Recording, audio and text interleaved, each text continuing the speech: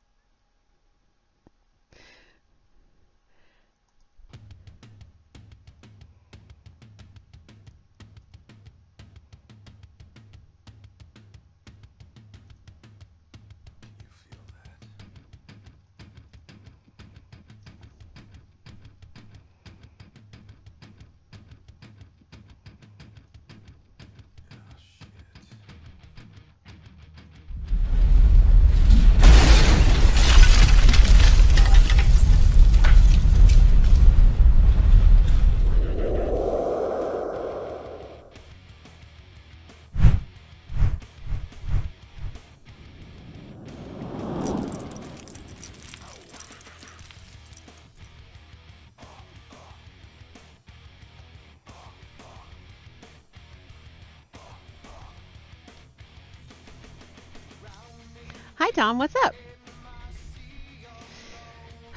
So I don't think there was many people in the room to have seen my beautiful splash screen. I have a story. Hi, David. What's up? Didn't expect what? What were you expecting?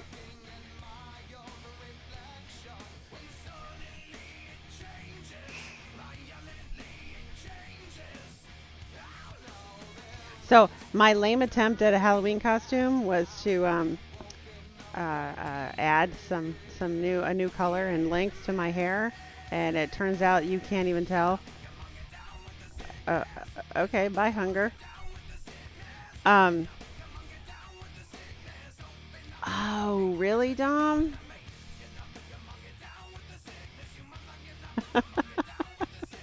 Thought you were leaving, hunger.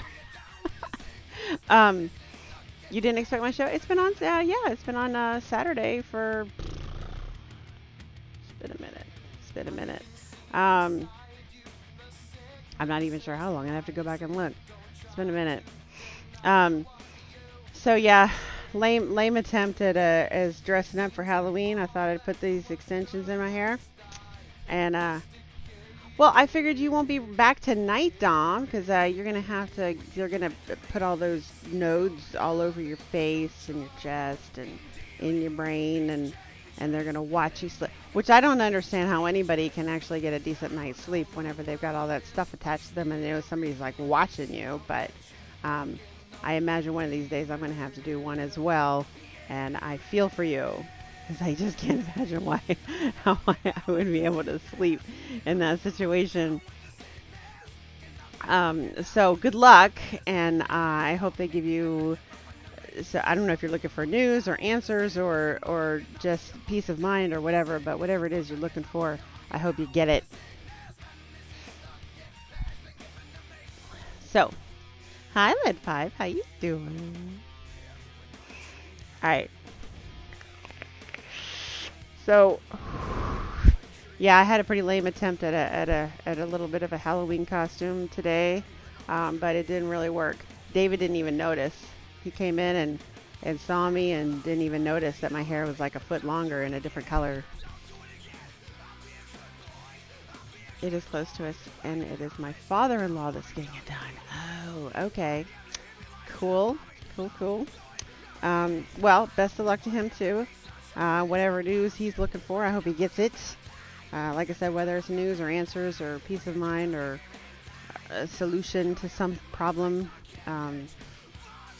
best of luck to him. Let's see here. I did show a bit of a splash screen. I don't know if you guys, okay, there's a couple more people in the room now. So, I might have to go back and show you guys that,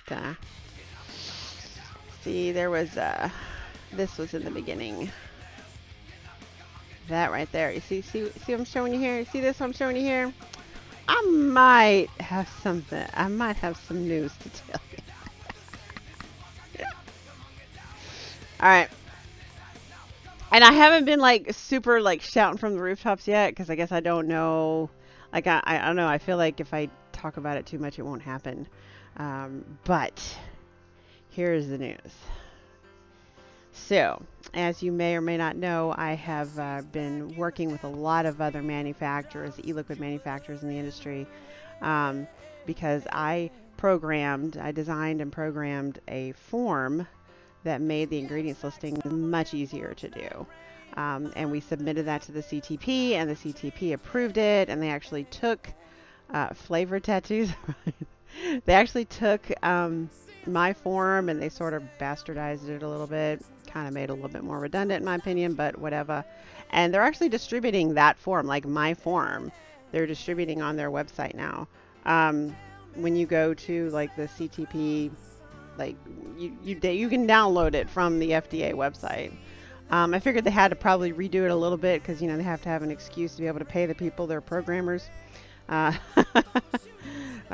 that's okay. Let me make sure that the the industry takes care of most of the work for you. I'm okay with it. I'm good. So, in any case, as you can imagine, I have had a lot of manufacturers reaching out to me over the last few months, either asking questions or just thanking me, or, you know, just wanting to say, hey, you know, we really appreciate you, that kind of thing. And one of them was from Mob Liquids. He is based out of Las Vegas. You can see him, I believe it's at mobliquids.com, if I'm not mistaken. I think I had it open a minute ago. I must have closed it. So he called me up. He said, well, I have a couple questions if you have time for a call. It's like, okay. So he calls me up, and we start talking, and we kind of start talking about our companies and whatnot. And he begins to tell me about how he helped Christian Buckingham develop an e-liquid line. And then he said, are you an Ink Master fan? And I was like, I am a huge Ink Master fan. I love Ink Master. I can't get enough of it. So then, next thing I know is he conferences in Christian Buckingham into our call. And he's like, hey, Christian, I'd like you to meet Jennifer. She's really helped out the industry with these flavor ingredients and the ingredients listings and whatnot, da-da-da-da-da. And I'm like, well, hi. And I said, hey, can I send you some of my e-liquid? And he said, sure, no problem. And he gave me his address, and I sent him out some e-liquid. I sent him out some coffee, too.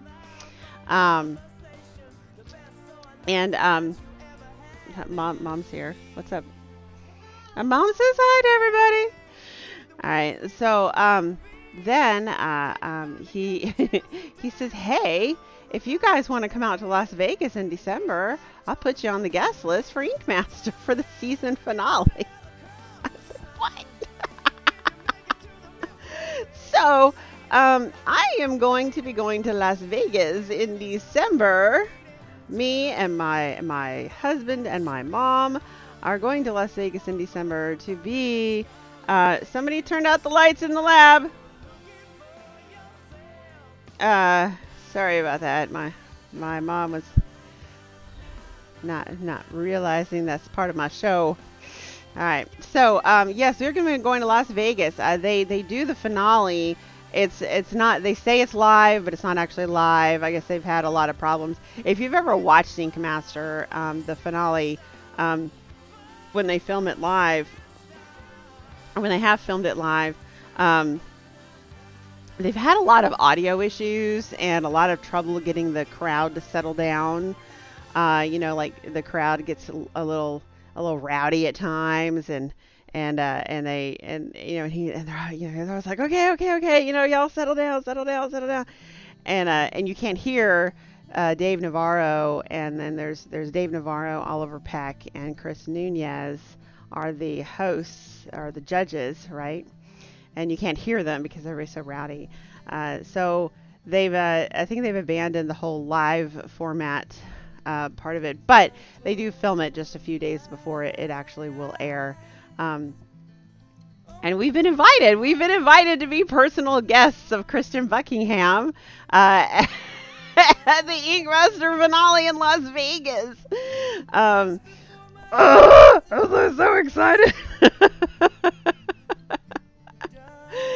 So yeah, I'm very, very, very excited about that. So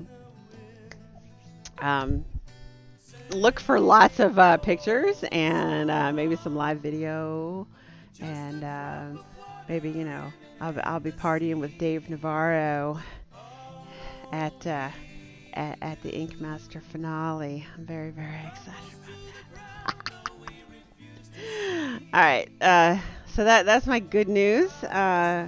Definitely for the week. I wanted to share this with you guys last week actually, but there was something screwy with the channel. They've fixed it since then. Obviously, I don't really know what it was. Everything seemed fine, but we just had to do a couple of resets, and everything was working just fine. So, wow. So is there's like nobody here? There's 14 people here. I love all 14 of you. Are they trick or treating in some places tonight? Maybe. What's going on?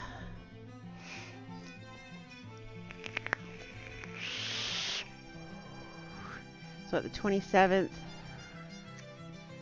Yeah, trick or treating is on Wednesday.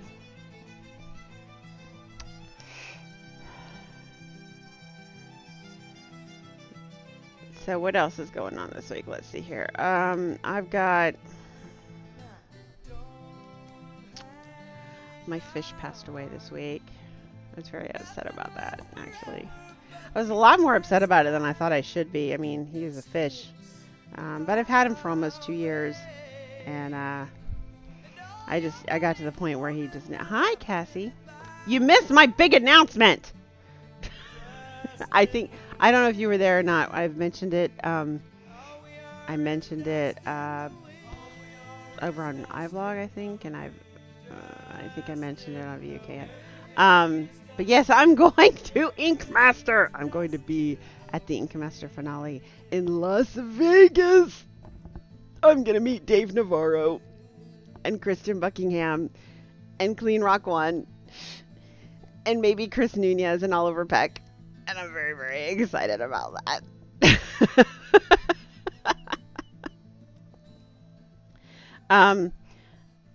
And then I said, and then my other news is that my fish died. He passed away this week. I've had him for almost 2 years, and I was very upset about it. He just had this, I don't know, he had some sort of bacterial infection, and I pumped him so full of antibiotics. I don't know if there was anything else I could have done. I was getting lots of coaching from our good friend, thank you, Dolores. I was getting lots of coaching on what to do for him from our friend Bill Byrne. He has fish, and he's studied veterinary medicine, and he was giving me all kinds of advice of what to give him, and I dosed him full of so many antibiotics over the last 2 months. He just wasn't going to get any better. There wasn't anything else I could do for him. So I mercifully put him to sleep. Like on Wednesday, I think it was. I haven't gotten a new one yet. I want to take my tank apart, and I want to boil everything. And I want to make sure that everything is like super clean and disinfected, so that if there was anything that was like viral or anything wrong, I don't want it to transfer to another fish. So, but I think I'm definitely going to get another beta.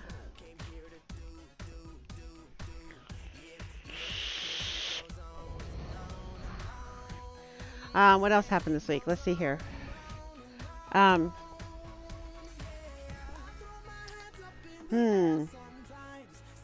let me get David to bring that.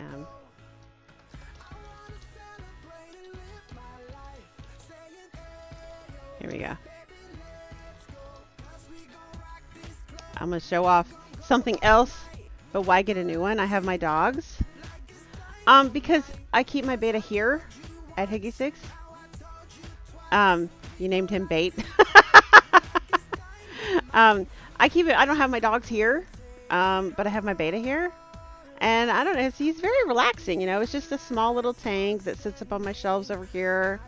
And, you know, he was just so happy. And I liked coming in and being greeted by him every day. And, you know, every time I walk past it, I check in on him. And I liked having a fish here. Hi, Richard.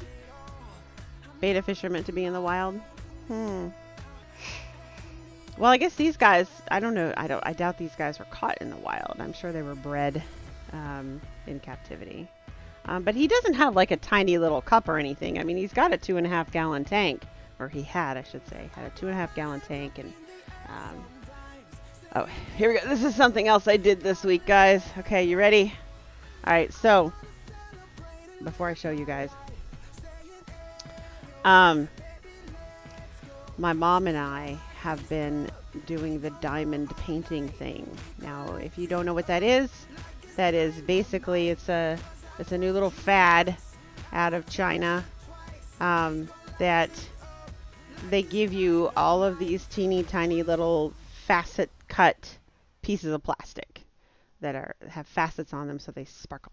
Okay, and you place, then they give you a canvas that is very sticky, and then you place the colored diamonds onto the appropriate squares. It's sort of like a cross between counted cross stitch and like color by numbers, I guess, sort of. It's very tedious. Hi, Fam Fam. So anyway, my mom wanted to try it, and I wanted to try it, and my mom kind of went crazy with it. She's bought like, I don't even know how many. She's bought like 100 of them. But I decided that I wanted one. I wanted to make one for David's parents for Christmas. And since I know that they don't watch this show, I don't mind sharing it with you guys. But I didn't want to get one of the little ones. Like, a lot of them are just like little. You know, they're just little like 10 by 10 pieces or whatever, and you can get them done pretty quickly.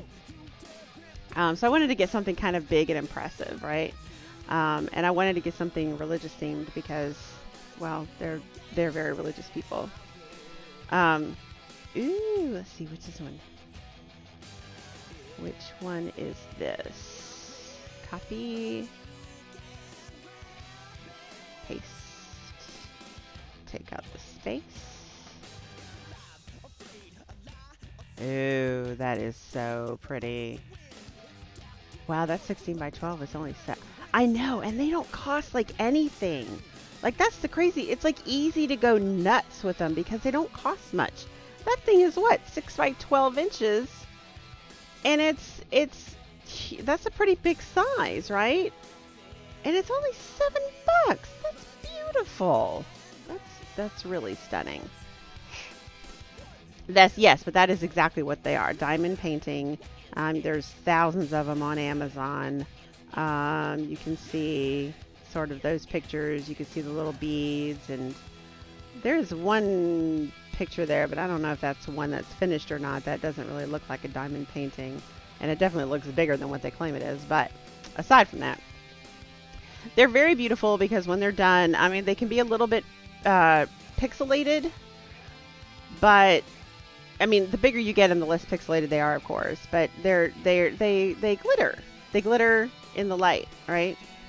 So anyway, I wanted to get something that was very. Oh, Jen, I've watched for the first 2 episodes of the Charmed reboot. For someone that's never seen the original, they will like it. They're sticking to the same storyline, but it's changed up a bit. You will watch it and think, hey, this will happen to Piper, but it's different demons. I haven't decided if I like it yet. Nothing will replace the OG. I have not watched it yet, though, so I will need to. I'll give it a chance. I'll give it a chance. Anyway, without further ado, I didn't think there was no way I was going to get this done in time for Christmas, so I asked my mom to help because she's got more time on her hands, and I knew that she'd be able to help out.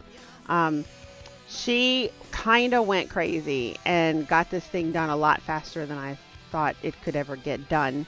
Because she didn't work on her own stuff at all. She only worked on my stuff, and I can only take responsibility for about 10-15% of this. But I did frame it today. We got finished, and here it is.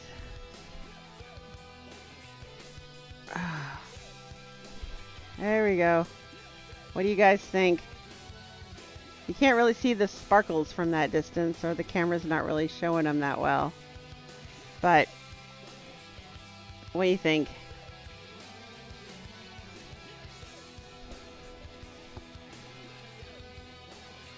I wish you guys could see the sparkles better. So there we go. And so that is a diamond painting. It's 16 by 20. And that's what his parents are getting for Christmas. So, one Christmas present down. Thank you very much. Thank you, Dolores and Bam Bam and Lead Pipe and Rainwalker. I appreciate that. Hi, Ask 'em. What's up? Oh, let's see here. So, Michaels has... I figured Michaels would have them. I really like doing them. I mean, I think that... I guess, you know, for somebody who doesn't like doing arts and crafts... I want to take a look at this one. This link you put in the room, Dolores. Let's see here.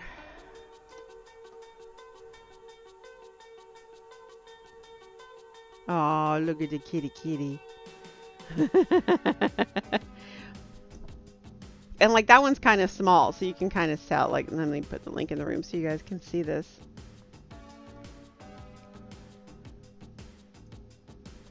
Oops. There you go. You're doing the Starry Night? Are you really, Michelle? I did think about getting one of the Van Goghs. I'm a pretty big Van Gogh fan. I know when I was in college, and since I went to art college, I had to take 3 years of art history, which hasn't served me very well, to be honest with you. People are like, when was this done? I'm like, fuck if I know. But Impressionism was my favorite era of art history. The ancient Egypt stuff, I've always been a big fan of ancient Egypt, and you know, with all the mummies and the sarcophagi and the artwork that they did. I mean, even the sculptures and the you know, the jars and there's such beautiful stuff. And I have spent way too much at the Franklin Mint over the years to have this really beautiful Egyptian collection of figurines and statues at the house. But Impressionism was my other favorite era. Ooh, let's see what you got there, Dolores. Oops. That's not what I meant to do.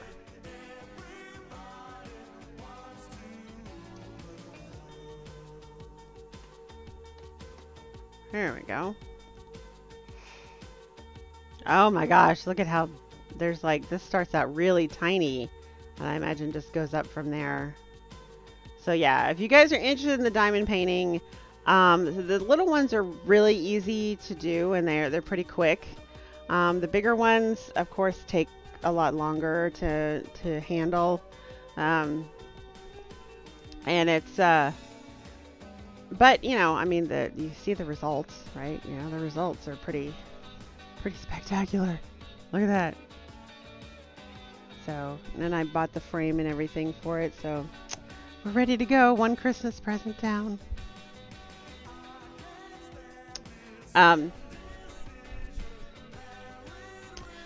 So that happened this week. Mom came home this week. Mom also scheduled her next trip away. I'm so glad that she's now in a place where she can just kind of get up and go whenever she wants to. Because not only did she go to Indiana this month, she's going to Florida, Orlando next month, and she's going to Las Vegas with us in December. Yes, she is. She got a big old crush on Chris Nunez too, so. Oh, anytime. My daughter is doing one as well. The Rose from the Beauty and the Beast. Can't wait till she finishes hers. Yeah, you know, and that's some people would find it very tedious. Because I don't even know if you guys can even see the detail here. Let's see if like, oh look, you can see the sparkles when we get up close. Like, see that? Like, and that's what it's supposed to do. It's supposed to glitter. Right? Oh, let's go this way. So that's a lot of dots. That's a lot of dots. Some people might find that tedious and strenuous on their back or on their eyes or whatever. Others, like me, I really enjoy crafts like that. So, and I enjoy like knitting and cross stitching and stuff like that. It's kind of very therapeutic and meditative to me. The Dada art movement, it was okay. I mean, you know, it was funky, you know, but the Impressionism was definitely my favorite. I loved the Impressionism. I loved the concept of Impressionism. You know, you got Monet and Van Gogh, Manet, and I mean, just, yeah, I really, really, really, really loved those. The idea behind Impressionism is that you don't actually paint an object. You paint the essence of the object, right? And I know that sounds all kind of hokey, and it was a little bit, but when you look at a Van Gogh, okay, and there's always like tons of little brush strokes and color usage, you know, just millions of colors, it seems like, because he wasn't really painting, like he wasn't painting the Starry Night, he was painting the essence of a starry night. He was painting the essence of the sky and the essence of the moon, you know, the essence of the city below, you know, the essence of each house, you know, with the lights coming from the house. And when you start looking at it as the essence of something, you start realizing that the different brush strokes that he used on different things does convey the essence of something, you know? I mean, there was, you know, there's different brushstrokes that were used for buildings versus the mountains versus the sky versus the moon, like, and I don't know, it was just really, really cool to me. I absolutely loved Impressionism. It was my favorite part.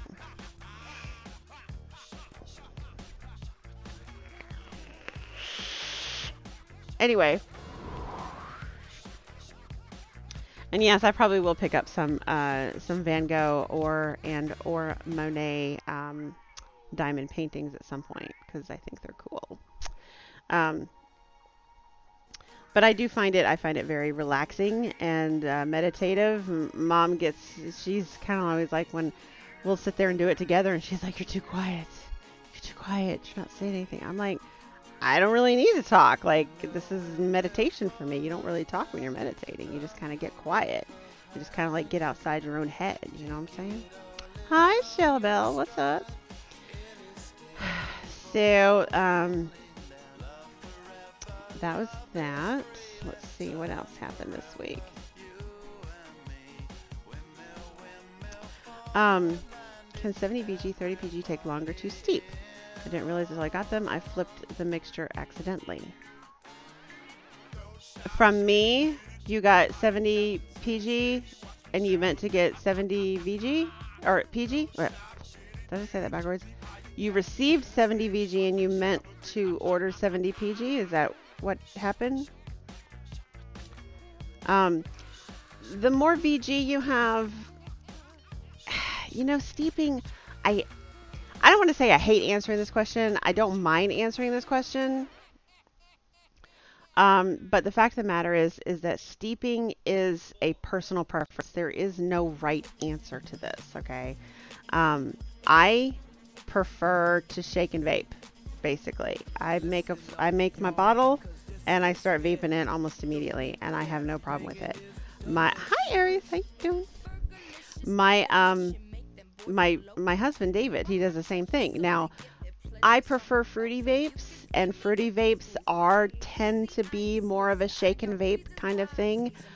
Creamy or desserty vapes tend to benefit from a little bit of steep time, but David is a desserty vapor, so, and he prefers his stuff fresh too. So like I said, it's definitely like a personal preference.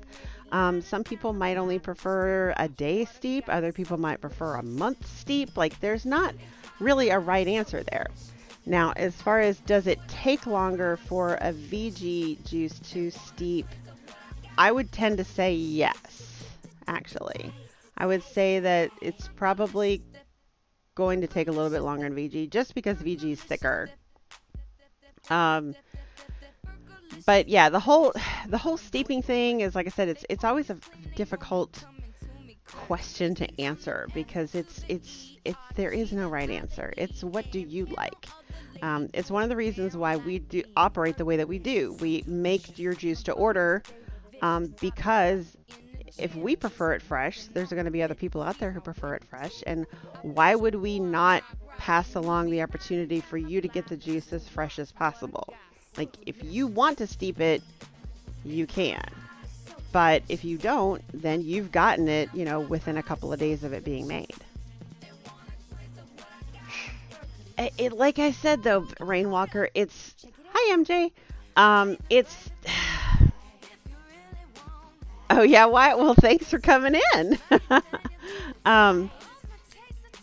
It's a personal thing. It really... What flavor did you get there, Rainwalker? What flavor do you have?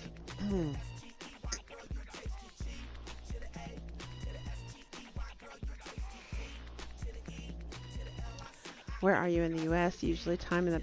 And that's the other thing, too, is that, you know, depending on where you live, it's going to probably take 2 to 4 days to get to you. Hi, Suck My Vapor. What you doing?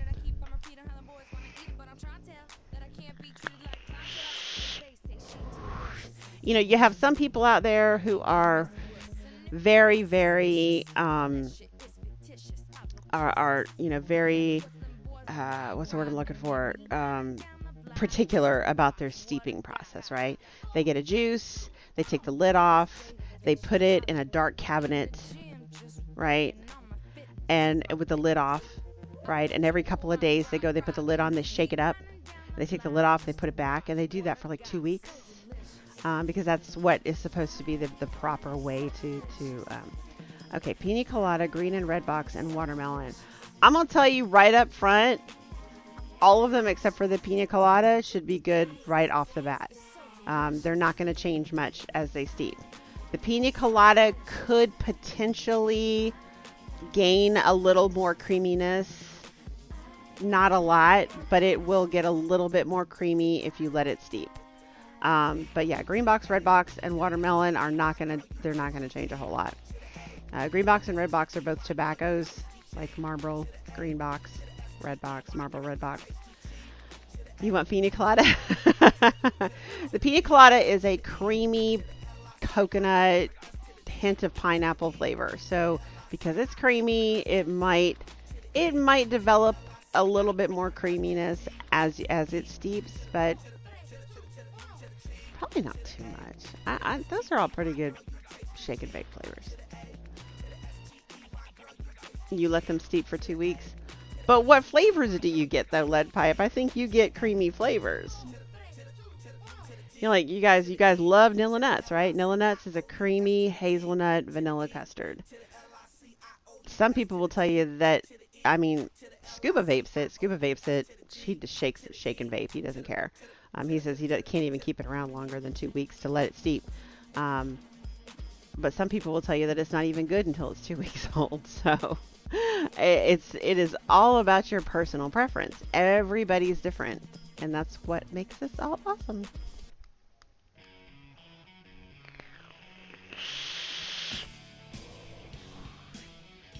But yeah, we definitely got some peanut. Oh, another announcement. Now, unfortunately, this does not apply to the watermelon really pops, made my mouth water. Yum, that's awesome. The juice I won from the auction, love it so much. I DIY some. Oh my god, so close to it. Nom nom. Which juice did you win in the auction, Shelly? I forget.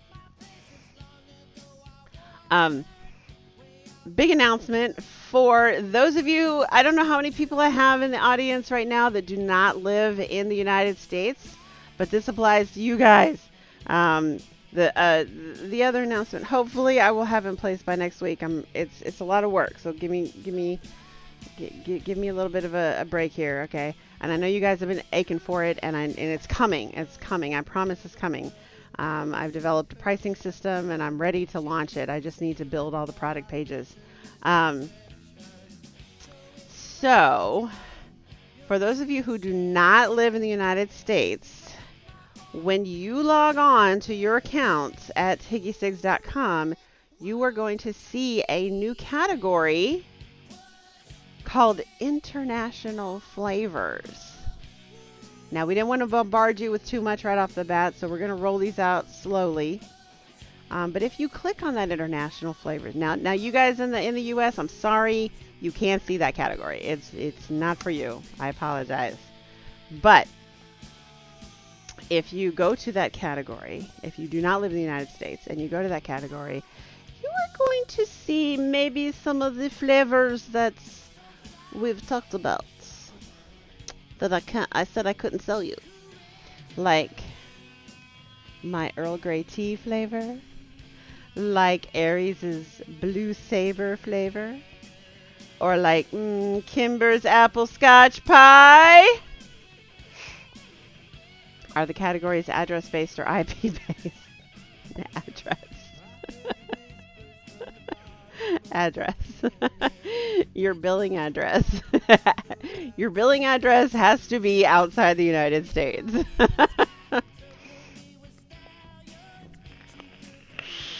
Well, Shelly, I decided to call it, I normally have called it Ghost Lady Tea, but I've decided to call it, now that I've officially launched it, it is called Lady of Earl.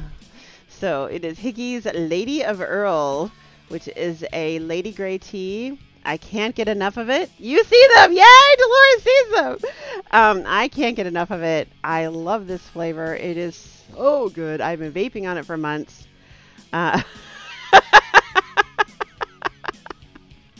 Look at that. Aries already figuring out how to hack our system. I love this flavor. I can't get enough of it. It is a very fruity flavor, but it's got that sort of that, well, it's a Earl Grey tea base, but it's got a little extra citrus added. You know, it does have some sweetener in it because, hey, what do? You put sugar in tea. I know you don't always put sugar in tea. You put milk in tea sometimes, but it depends on the tea. And an Earl Grey is not a milk tea. It is a sugar tea. I do know that, actually. Yes, Jaffa Cakes is there. Yes, there is Jaffa Cakes. Hi, Jeff. What's up? Oh, gosh, Aries, that escalated quick. Yes, Blue Saber, Lady of Earl, Jaffa Cakes, and Apple Scotch Pie are 4 new flavors that you can get at higgycigs.com if you don't live in the United States. Now, for those of you who do live in the United States, didn't know VU was still around. Why y'all on YouTube isn't there like a vaping TV or something like that? Oh, Wyatt. Oh, God. Can open, worms everywhere. Yeah, no, we used to be on a place called vapors.tv. Vape. Wyatt is an old DC viewer. Oh, wow. Okay.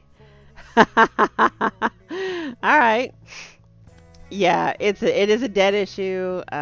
Mark Vaughn, who runs the Vaughn Live network, kind of pissed us all off, and we all left.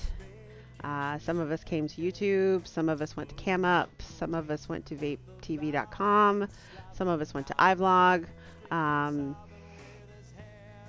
The Vape TV, I thought, did vapetv.com shut down? I think they did. It's been a minute. It's been a minute since this happened, Wyatt. So he chased us all away, and we were all like, you know what? We don't have to put up with this. Yeah, some of us said, fuck it. So yeah, VU Live came here to YouTube. VUKN came here to YouTube. I'm not sure if anybody else came to YouTube. I mean, a lot of people started their own channels. Scuba has his own channel now here on YouTube as well. Several people went over to iVlog, actually. I think the Ohm Nation Network, the Sanctuary, the other side. So iVlog.tv is iVlog.tv is where several of them went. I think a few of them are on CamUp. Well, they were on CamUp. I think they left CamUp and went to iVlog. So yeah, Scuba is streaming Black Ops right now. I mean, if you were around with the DC crowd, I assume you know Scuba. I mean, who doesn't, right? So he's got his own channel now at youtube.com/ScubaVapes. Vape TV does their own thing. Do Jeremy and Joe and Kat still do the show? Jeremy. Yeah, no, Tiger. Well, Ty is her name, actually. But she goes by Tiger. Yes, they do. They have moved Mod Envy over to Friday nights instead of Saturday night. So they will not be on tonight. And actually, they weren't on last night either. They called out sick. But join the, if you haven't already joined the Vaping Underground Live Facebook group, and they usually put up an announcement there whether or not they're casting on Friday night. Yes, Mod Envy, yes. They do still do Mod Envy. You remember to turn on live chat. Yay! Hi RS, how you doing?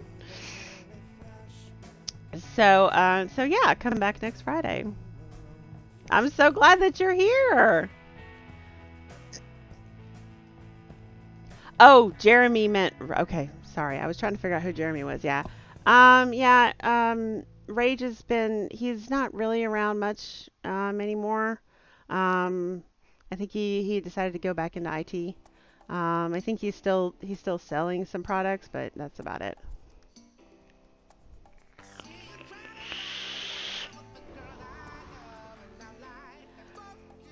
The package has been sent. I know. I sent it. Oh, wait. No, I didn't send that one. What's the last count you remember? Count. Count. Which count? I've got lots of counts in my head.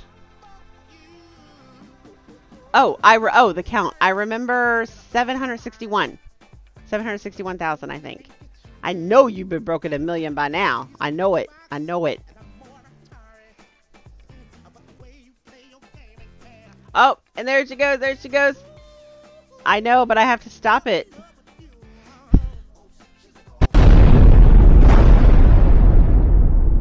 Peanut Butter Buster is mine, bitch.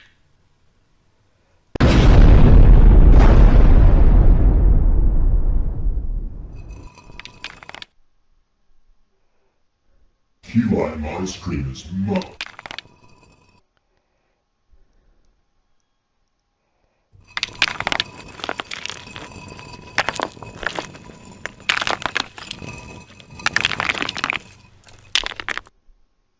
What the?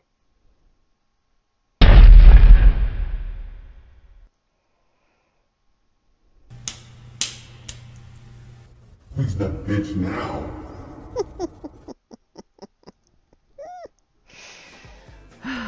So, there you go. I know I knew you had broken a million. I knew it. You had to have. Well, I am so glad that you were able to stop by tonight, Wyatt. That is awesome. The package we talked about Thursday, I sent you a pic. See, I've slept since then, dude. Let's see here. I gotta pull it up.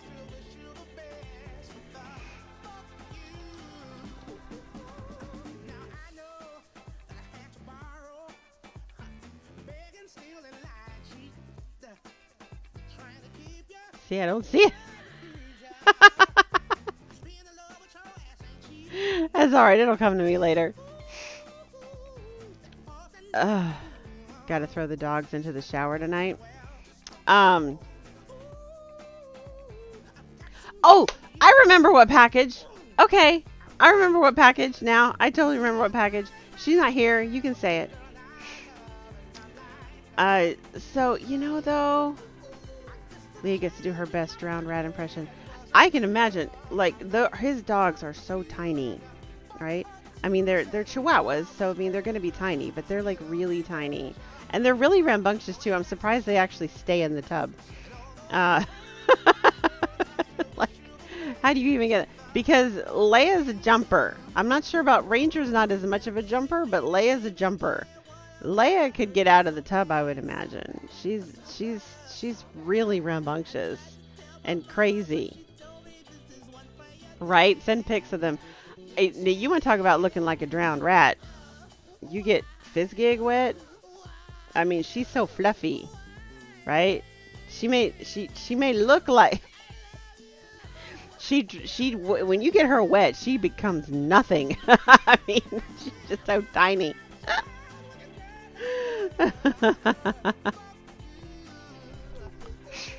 Yes, Wyatt, you can purchase Aries coils through Higgy6.com. She should not be able to get out of the tub. I do remember the shower in the bathroom. It had sort of a step-up deal to it, actually. So yeah, I'm like, she's very jumpy. I could see her taking a flying leap out of that thing and just saying, "Fuck you." It's a shower stall? Oh, okay. So yeah, no, she definitely could get out of that. Yeah, no, see, like, I bet you Mihawk could jump out of the tub if she tried, but she doesn't really try. Fizzgig, on the other hand, can't do it. I mean, Fizzgig's not a jumper. It's difficult enough just to get her to jump up on the couch. She can do it, but she won't, and I never make her.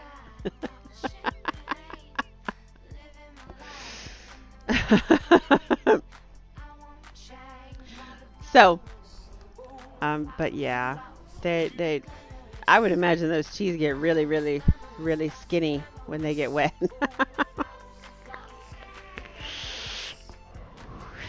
I know that you have 2 Chihuahuas, Bam Bam? Well, I would imagine so, Aries. They're tiny. And you said it's just a shower. I thought it was a tub, but if it's a stall, yeah, no. My female won't even do steps. You know, when I first got Fizzgig, it was so cute. She could go upstairs, but she was too scared to come down them. I had to teach her. I like laid on the stairwell, and she's like at the top of the stairs, and she's getting all upset. She's crying, you know, and she's wanting to come down, and she can't, you know, and she tries, and she backs up, and she cries, and I had to show her it really wasn't that difficult, you know, like I had to grab her little paws and just pull them down to the next stair, right? And then she'd sit there with her paws down on the lower step and her back end up on the higher step and just sit there and cry for a minute. First time she came down the stairs by herself, I was like a parent watching their kid to walk for the first time. Oh yeah, they'll be able to get out of that really easily. I'm surprised you'll be able to keep him in there. But yes, I mean, like, I remember having to teach Fizzgig how to come downstairs. It was really cute, and she was really tiny. She comes down them now, though. But yeah, it was a chore. I had to teach her.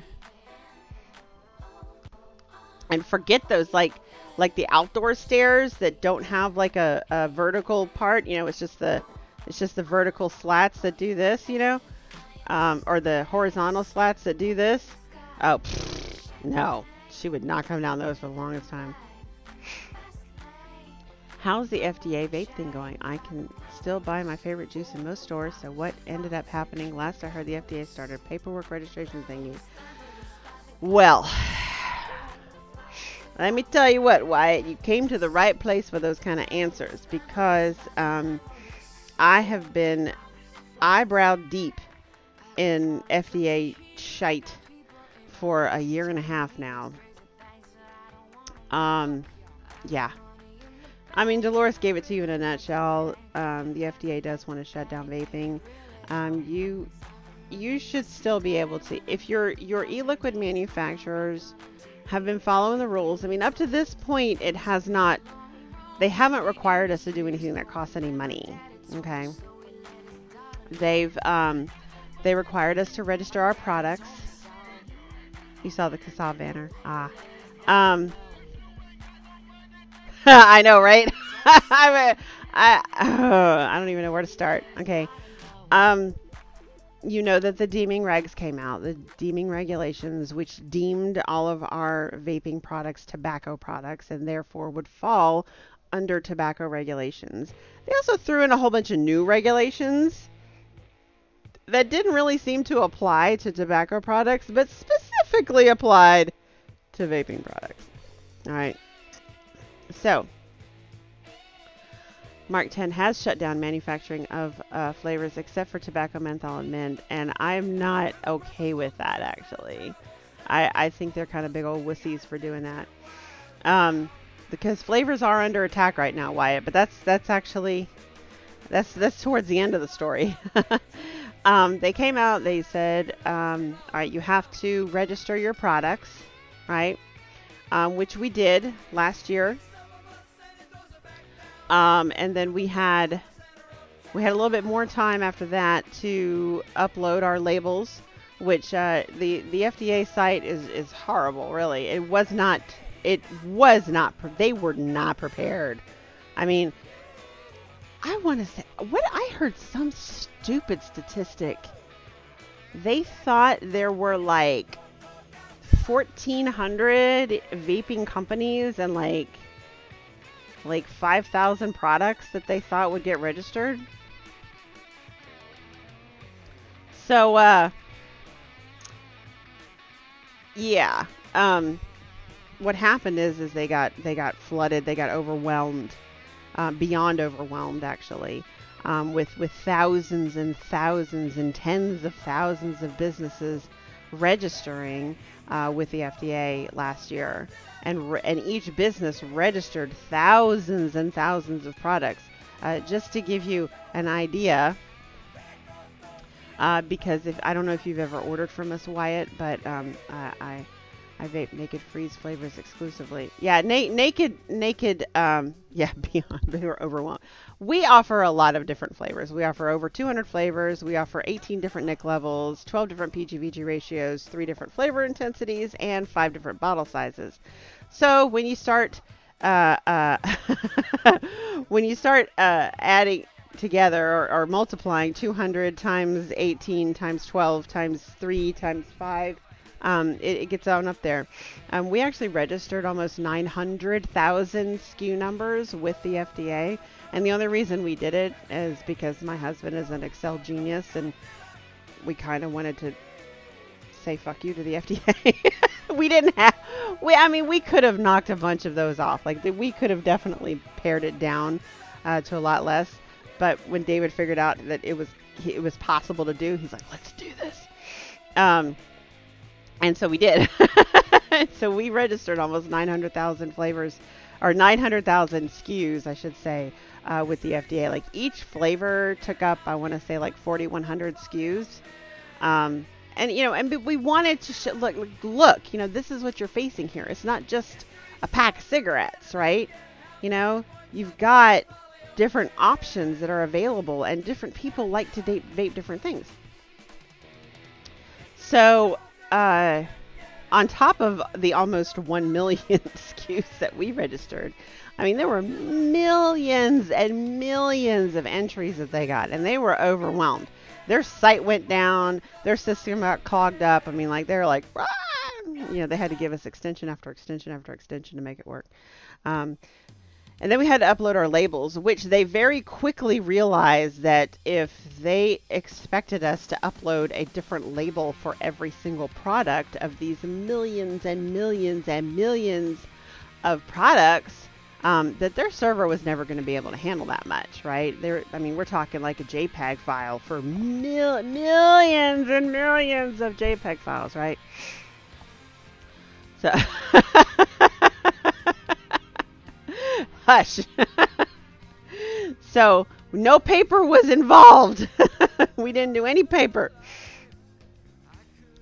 So they put out a chart that they said, okay, look, you can do we could do a product association table. All right, so create a generic label. It doesn't have, you can have generic flavor name, generic NIC level, generic PG/VG ratio, generic size, right? And you can just upload a generic label and then associate all the products you want with it. So it was cutting down on their traffic a lot. Okay, cool. We did it, Specto. We didn't. There was no paper involved. Oh, I did do that. But I did double-sided. And I'm still using them. I didn't just throw it away. I have them all bound and beautifully in a notebook.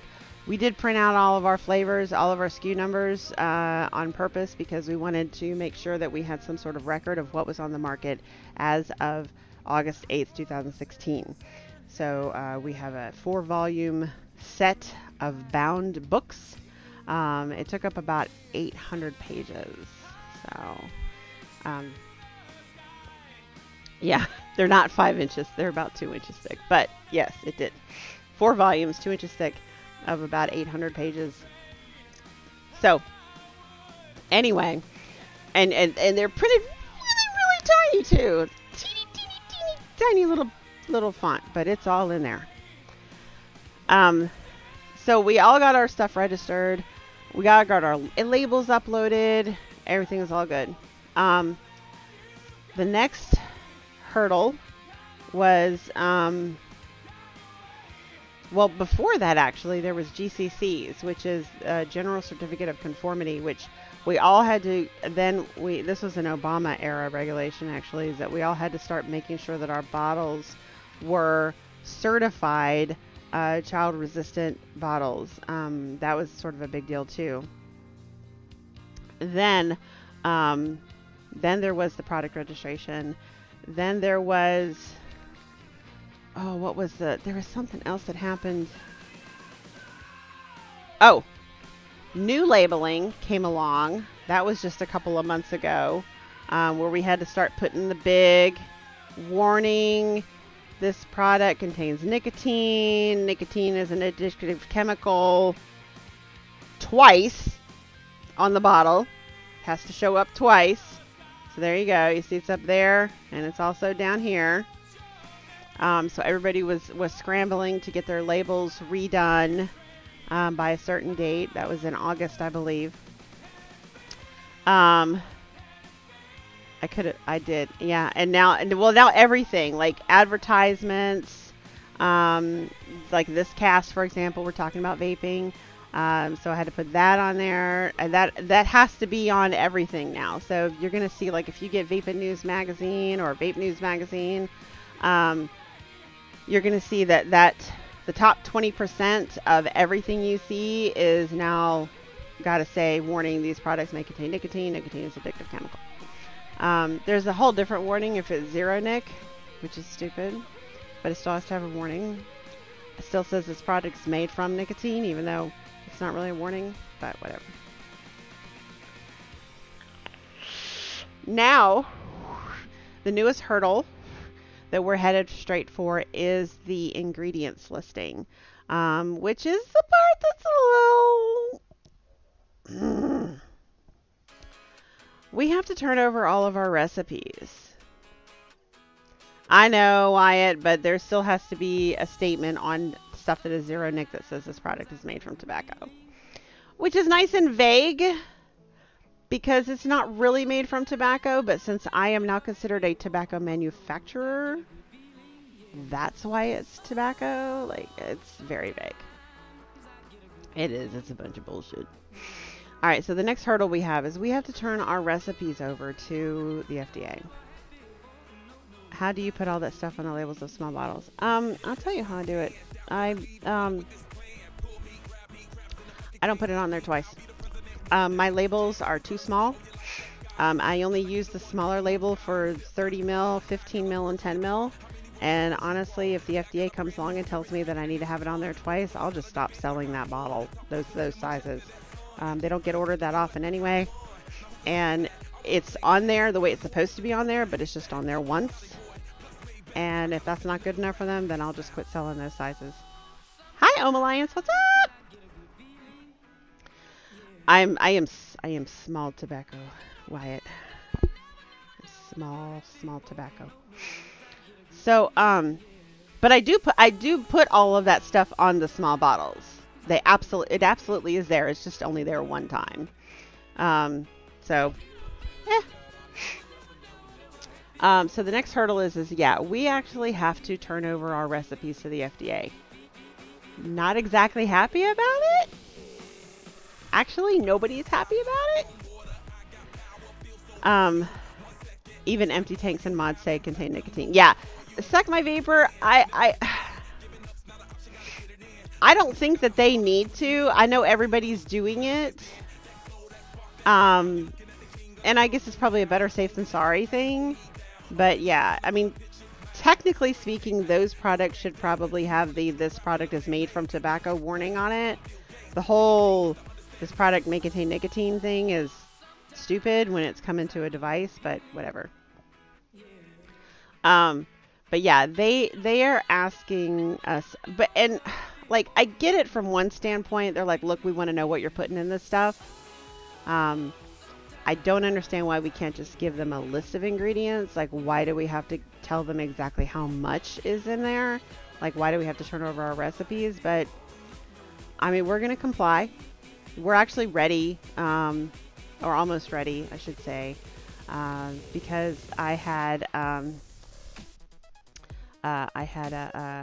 was part of a task force that worked directly with the Center for Tobacco Products to create an easier form to do this with. And it's a product association table, just like the labels. Actually, we have a master recipe, and then you have a product association table where, you know, because several products are going to be linked to the same recipe, right? And so hopefully that is, not hopefully, I know it is. Thousands of e-liquid manufacturers across the country are saving thousands of man hours apiece by using this form. So I was really happy to be a part of that. And the FDA themselves, actually, they took my form and they sort of bastardized it a little bit and kind of made it a little bit more redundant, in my opinion, but whatever. And they're distributing my form now on their website. So, and a wire flavor, right? I know, Dolores, believe me, that's why we're waiting until the last minute to submit them. Because why give them more information than we need to before we have to, so.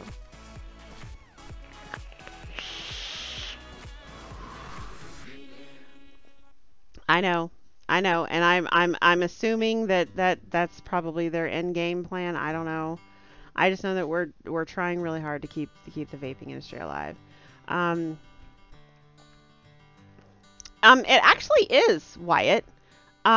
If you look at when he first got elected, he put out, when he talked about the deregulation, he said, you know, we were overregulated. The government was overregulating things.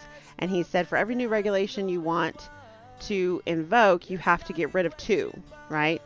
And 2 of or there was a list of 14 industries that he had on his agenda to deregulate.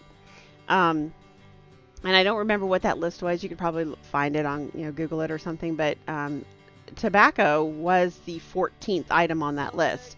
And if you read the list, you would see that the first 13 items deserved to be there. Like, we deserved to be the last one. So it actually is on his radar. You know, we're just trying to make sure it stays on his radar. Man, Aries, and I know, and that's just the thing too, is you know it's going to like crash the system again when everybody tries to upload everything on the 8th. Because that's 2 weeks from now. A little under 2 weeks from now. November 8th is when the ingredients listings are due. If you can advert alcohol, cigarettes, and vaping products should be allowed to advertise. Well, but that's just it, Wyatt. You can't. You can't. Alcohol and cigarettes have very, very strict advertising rules. Okay, they can't just advertise anywhere. You'll see if you stop and look around. You don't see billboards for "Come to Marlboro Country" anymore.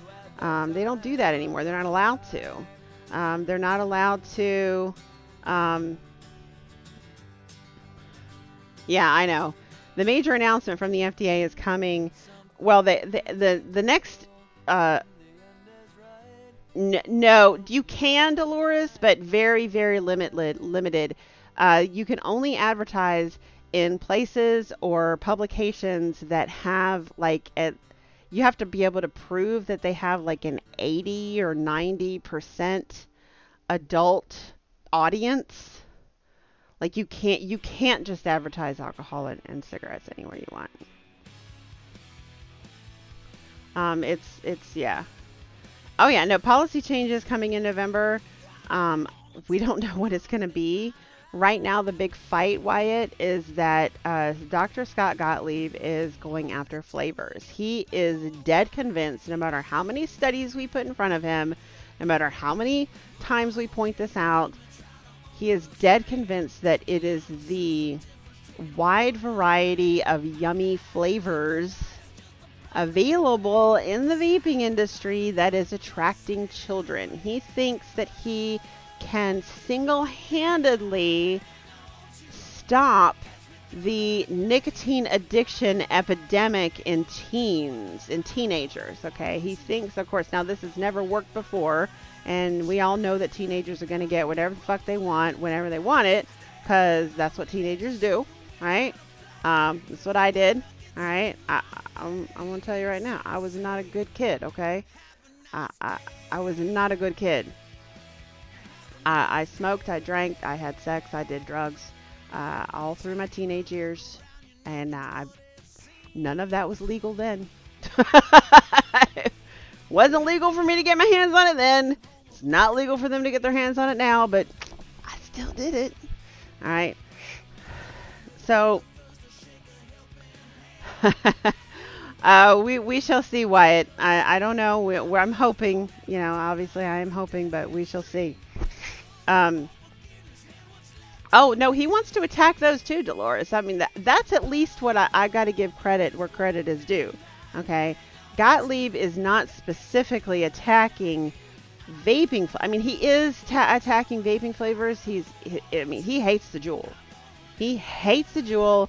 He thinks the Juul is the worst epidemic ever come along, and he is ready to just bury those people. Okay.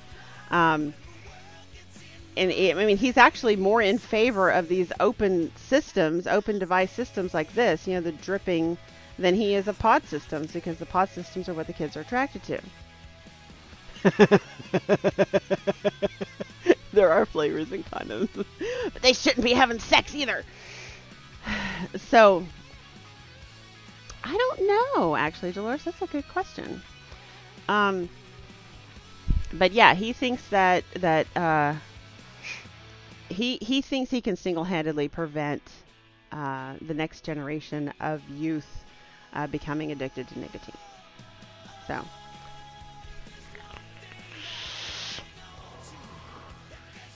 my wife took all my vape shit and left the house.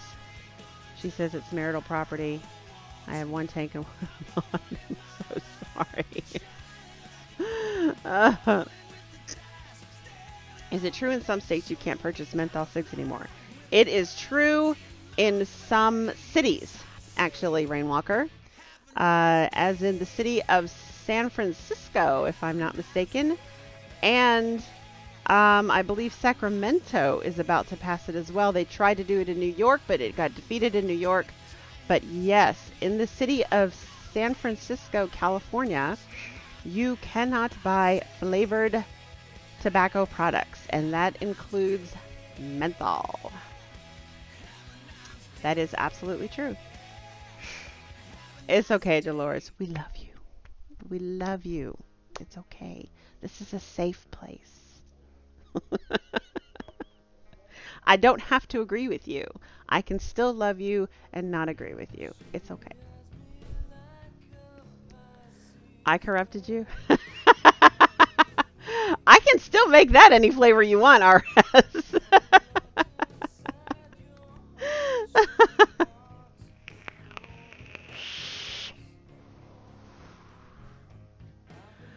uh, I'm so sorry to hear that, Suck My Vapor.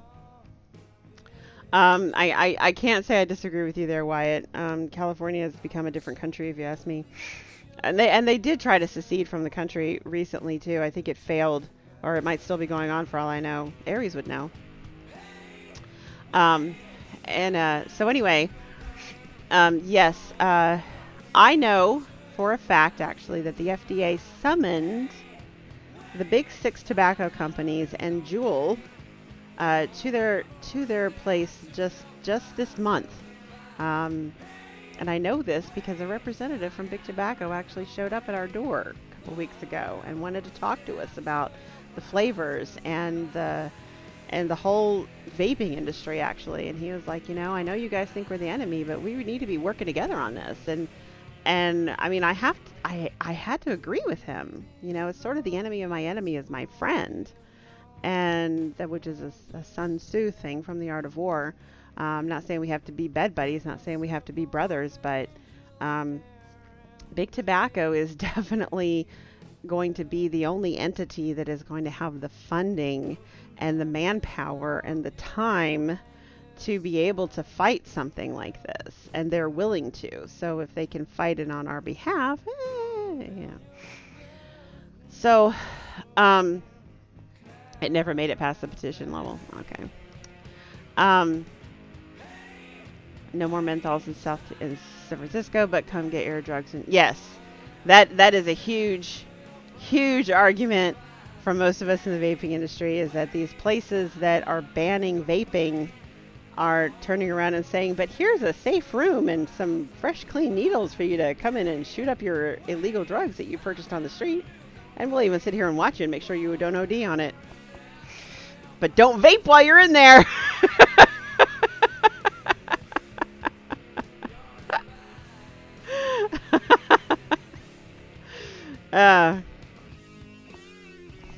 I do not suck my vapor. I'm so sorry. So, but yeah, he did have a meeting with the big six tobacco, and Juul, actually, just this month, just like a week ago. And there's supposed to be some big policy change announcement coming at the end of this, end of November, directly related to this meeting. I'm not happy about the fact that the Mark 10, who is made by Aries, help me out. Yes, and Aries is correct. Guys, you need to understand this too.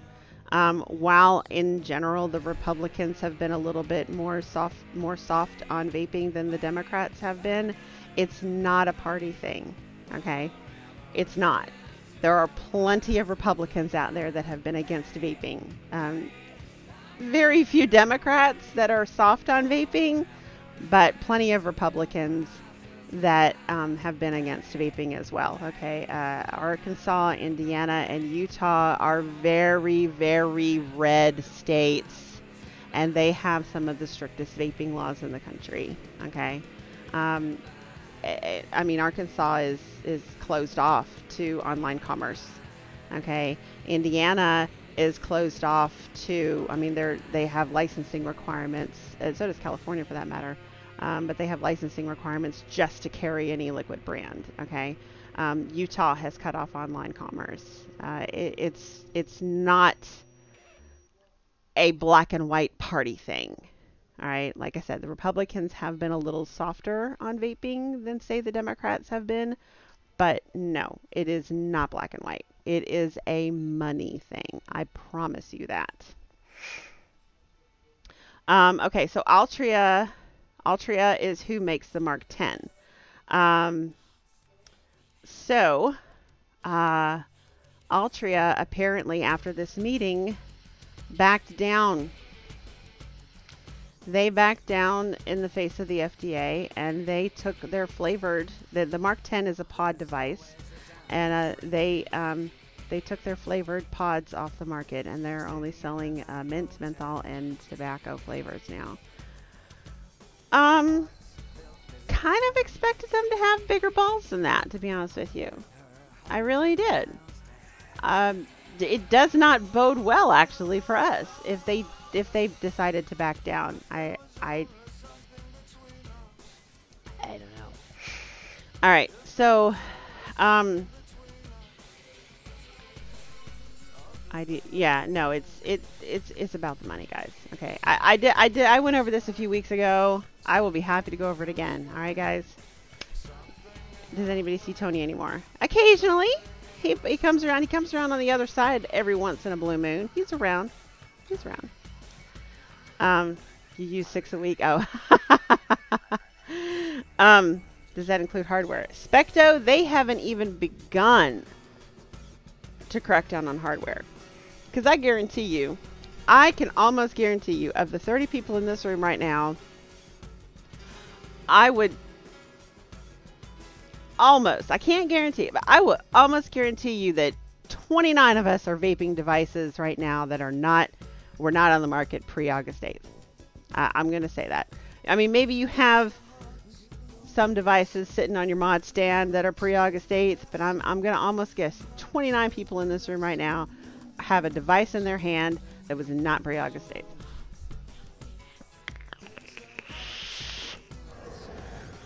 Now, our argument to the FDA regarding hardware is this, okay? If there's a device that came out on the market on August 7th, right? Yeah, they are. But, you know, that's just it, though. When they decide to crack down on hardware, they're going to start stopping everything at customs. They won't let anything through. All right, but, yeah, I know you have like 1 million devices floating around you, and probably half of them are pre-8.8. I'm not talking about you. All right. That we try to say this, said, hey, look. There is a device that got put out on the market, say, on August 7th, 2016. Turns out, it's faulty. It's dangerous. That company is not allowed to fix that device, make it better, make it safer, and re-release it without pre-market approval. But they can sell the faulty one all day long. How is that serving public health?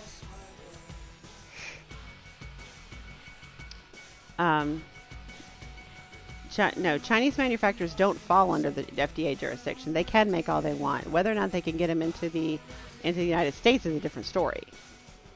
All right. And no, U.S. Customs won't catch everything. But, you know, if the package says Fast Tech on it, they're probably going to start catching on after a while. You know what I'm saying? All you have is your iJoy Max 03. Okay, maybe you're that one person, Rain Walker. I don't know when the iJoy came out. I have no idea. All right, so, but vape stores are going to go away. You know, I mean, once they crack that, this is all speculation. Okay, right now they haven't started coming after devices yet. Okay, they are coming after liquids. All right. And because we're low-hanging fruit, guys, that's why, all right? They know they can't control what's coming in from China. They can't control the vape shops yet.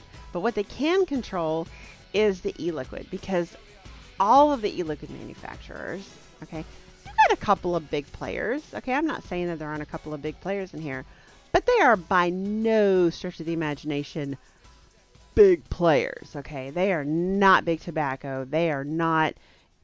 They are not big players, okay? You might have a couple of $1 million companies out there. You might even have a couple of $10 million companies out there, okay?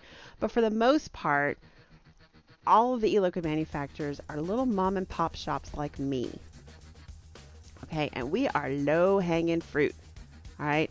Most people do not get their e-liquid from China, all right? China's got a bad rap for e-liquid, all right? Most people like to get their e-liquid stateside. They like to know that it's made here. They like to know that it's manufactured here. They like to know that it's packaged here, and they like to know that it's sold here. Okay, so,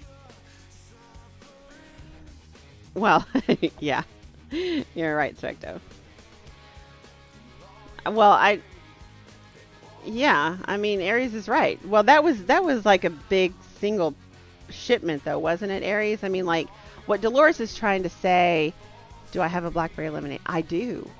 I do, Jeffrey. It's called like La's Blackberry Aid.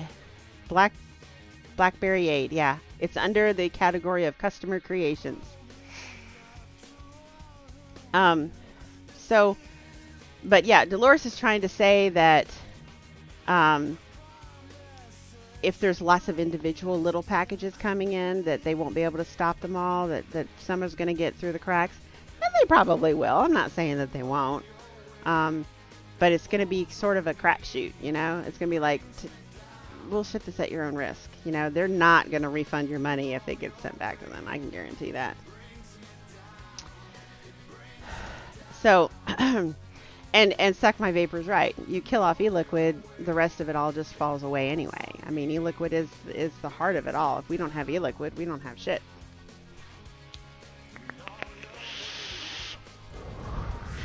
I agree with you, Specto. I do have concern for your health. You know, I don't, you've watched me make liquid. I don't put a lot of crap in my liquid. I put what needs to be in there. I got PG, I got VG, I got liquid nicotine, and I got hard candy flavoring from reputable companies. Absolutely. Now, the other announcement I was going to make, or I should finish up this story first, answering Wyatt. All right, so our next big hurdle is going to be the ingredients listings, and then we have to find out what Gottlieb is going to do about flavors. Or I would like to stay positive, and I would like to believe that this policy change that's coming up might relax the coming challenges that the e-liquid industry is about to face, because frankly, most of us will not be able, not even Cutwood, okay? Cutwood and Naked and what, Suicide Bunny, and you know, all of those big names that you guys know that are probably multi-million-dollar companies are not going to survive the PMTA process. It's possible that Juul might survive. Okay, it's a closed pod system, but right now Scott Gottlieb is definitely after the Juuls. I'll tell you that much. All right. So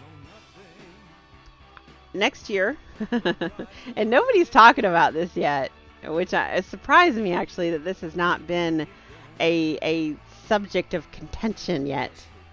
The next hurdle that we face with the FDA is HPHC testing, and that is HPHC stands for harmful and potentially harmful constituents. Wait, contents, constituents. It's constituents. This testing is ridiculously expensive, and I can't afford it. None of the e-liquid manufacturers I know personally can afford it. Most of the e-liquid manufacturers I just know of can't afford it. It's not going to happen. It's very possible that the majority of the vaping industry may get shut down next year. It's just a fact. All right. We were so excited that Gottlieb extended the deadline for 4 years, because the fact of the matter is vaping would already be dead right now if he hadn't. But August 8th, 2022 is doomsday. All right. No, I Dolores, please let it fly. It's all good. I would hate to hear that, Wyatt. I absolutely would hate to hear that. And I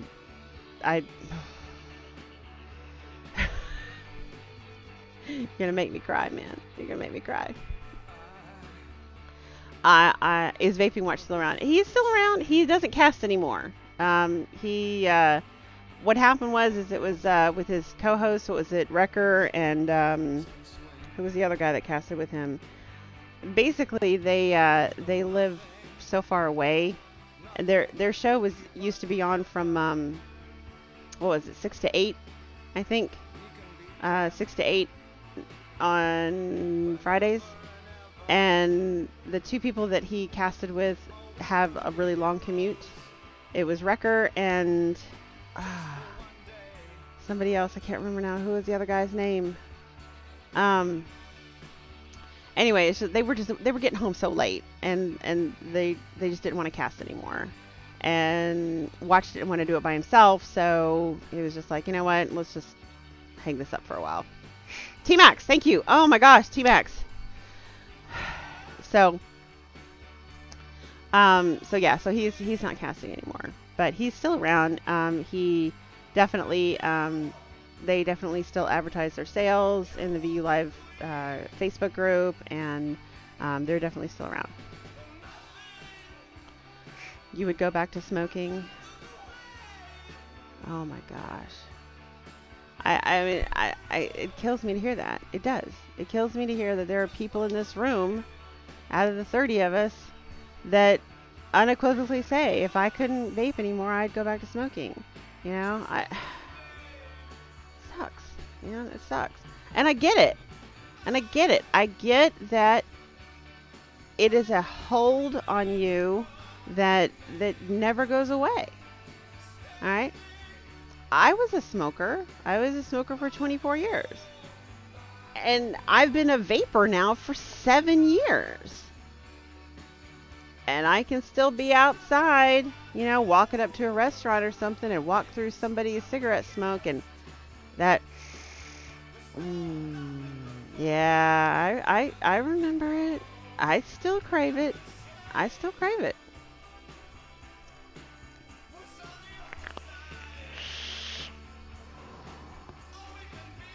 I don't think I could go back to smoking cigarettes. I will say that the last time I had a cigarette, it made me sick to my stomach. I was like... I had not had a cigarette in probably like 3 or 4 months, and my roommate smoked. David and I were dating, and I think we'd had a big fight, and I was just like, fuck it, give me a cigarette. And she gave me a cigarette, and I sat there smoking it, and I was like, my tongue felt furry, my stomach got queasy about halfway through, and I put it out, and I'm like, that is enough to never have me doing that again. And I haven't at all. Like, every time I smell a cigarette and I get that you know, like feeling, I think back to that last cigarette I smoked, and just, yep, no, I'm good. I'm good.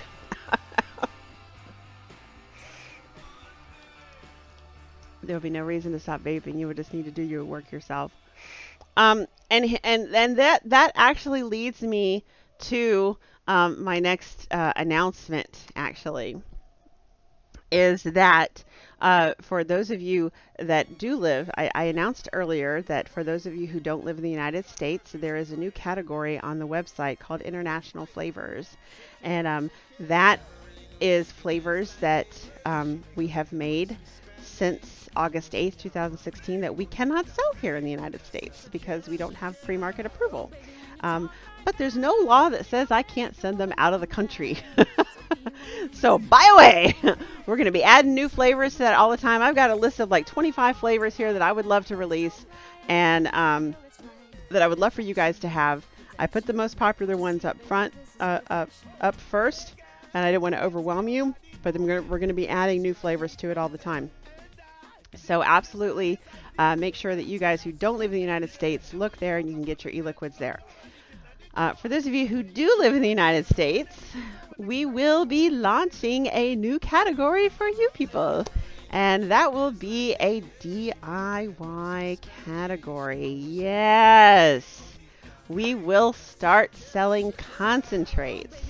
All right, pre-mixed concentrates of our Higgy flavors that all you have to do is add it to a bottle of unflavored e-liquid. Whether you make it yourself or you buy it from us, either way, it doesn't matter. We do sell Higgy's Base, which is unflavored. You can get that.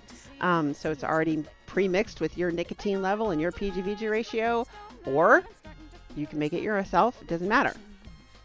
But yes, you will be able to get concentrates, pre-made Higgy flavor concentrates that you don't even have to like put together as a recipe. It's already done for you. Just add your dose to your bottle and you're done. All right, so I do suspect that the nicotine will eventually be the difficult thing to get hold of. I'm not ready to start selling nicotine to the public. I want to do a lot more research on that to find out if there's any like hoops I have to jump through or red tape I have to go through to do that. So I'm not prepared to start selling nicotine, but I have every intention of giving you guys the PG, the VG, and the flavoring, or making a base, like if, you know, up to 24 milligram. We will sell you nicotine solutions up to 24 milligram. So, how many tomatoes do you have to consume to get the same amount of nicotine in a cig? Not as many as you think. Like 4? Depending on the cigarette. I mean, different cigarettes have different amounts of nicotine in them, but like, it's like 4 to 6. It's not as many as you think. Really? In a single cigarette? I didn't think it was that much, Aries. I thought they had a lot more nicotine in it than that. I thought there was like a milligram or a couple of milligrams in a tomato.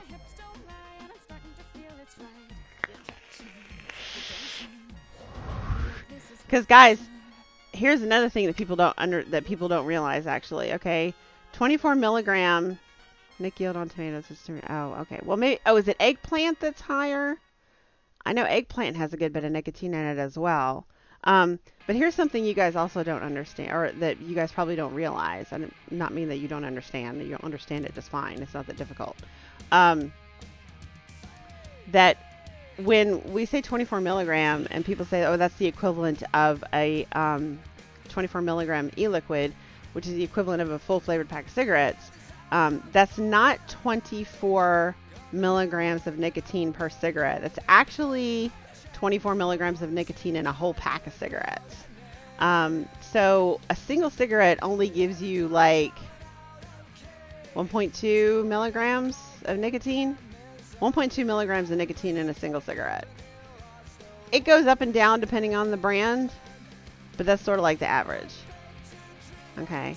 I mean, some cigarettes get up a lot higher than that, and some of them are a lot lower than that, but 1.2 milligrams of nicotine in a cigarette is about average. People would need a ketchup fix. Okay, so 25 pounds of eggplant. I thought that it was more than that. I could be wrong. Was Jenna Mike in my speakers? What? Sorry. Ah. Right. So 24 milligram e-liquid is actually 24 milligrams per milliliter. All right. Now, this goes back to old school vaping. Somebody came along at some point in time and said that a milliliter of e-liquid is equivalent to a pack of cigarettes. All right. And at the time it was true. Okay. It was very true. You had a pack of cigarettes, which is 24 milligrams of nicotine in the whole pack, right? And 1 milliliter of e-liquid, which is 24 milligrams of nicotine, right? And this was back in the day whenever a lot of us only vaped 1 milliliter a day. So it kind of worked, right? Now, what happens is that, you know, as the vaping industry has evolved, right? And our style of vaping has changed, right? our nicotine intake might be higher. Actually, most of us probably is higher, right? But we're getting it much cleaner. We know that we're getting it in a much cleaner way. Um, I would say I probably go through. I mean, one of these bottles actually lasts me about 2 weeks, so I probably go through 8 to 10 mils a day. I vape 3 milligrams, so I'm actually vaping about a pack a day. It's similar, right? So 60 mils of 24 milligram Nick juice is 60 packs of cigs or so. Yeah, but is that how much you vape, Wyatt?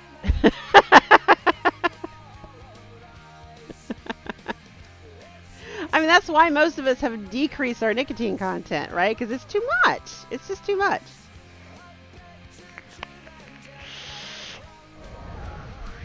Actually, Wyatt, I don't know if that's true or not, but I would suspect not.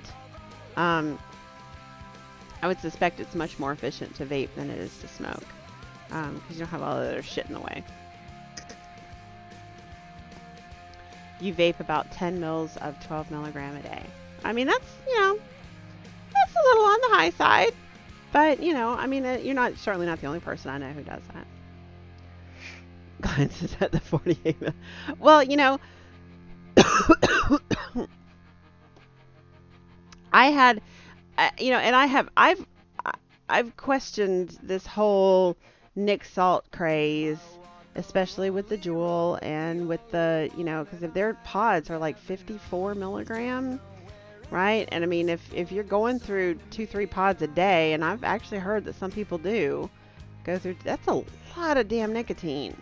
I mean, that is a lot of damn nicotine, which I would imagine is another reason why the FDA is so focused on them. I mean, this is why the kids are getting hold of it, because they get a little Nick buzz. Let me just detour, squirrel.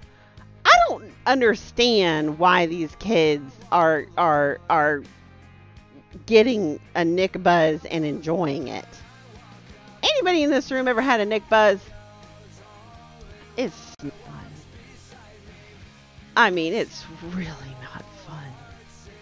Who would purposely want to feel that way?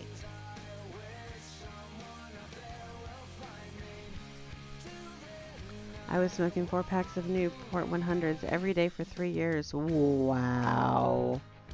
Wyatt. Nicotine is awesome.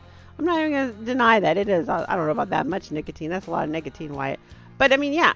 If that's how much you were smoking, then absolutely, I have no problem with you vaping that high and that much. I think that it's 3,000 times better for you. There's no question.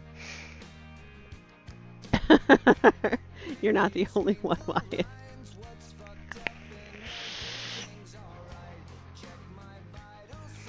Wyatt, if you've been around since DC, you are not 23.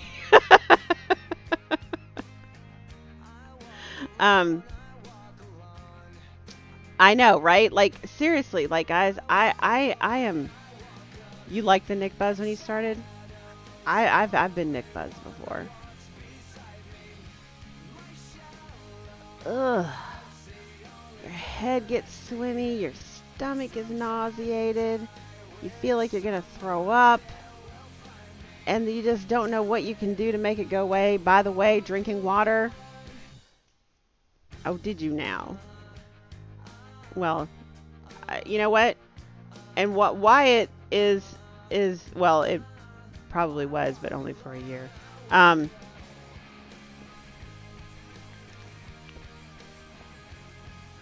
Wyatt is the reason why we're fighting T21. All right, T21 is another thing that we're fighting, because a lot of states and a lot of cities and local municipalities are trying to pass T21. T21 is the Tobacco 21 law. They don't want you to be able to buy tobacco products till 21.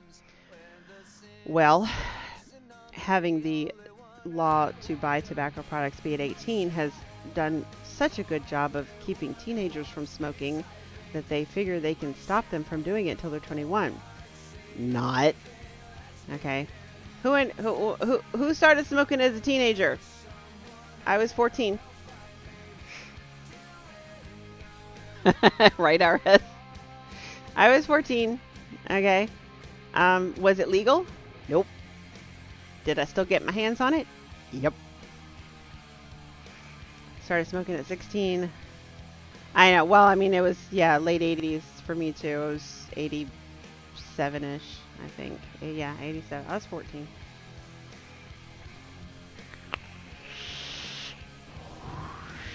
Was it, like I said, was it legal? Nope. Did you still get it? Yep. Let me ask you this too. How many of you drank before you were 21 years old? Did the fact that you weren't 21 yet stop you from drinking? Nope. How many of you, like, you know, did drugs and got high when you were a teenager? That sure as fuck wasn't legal.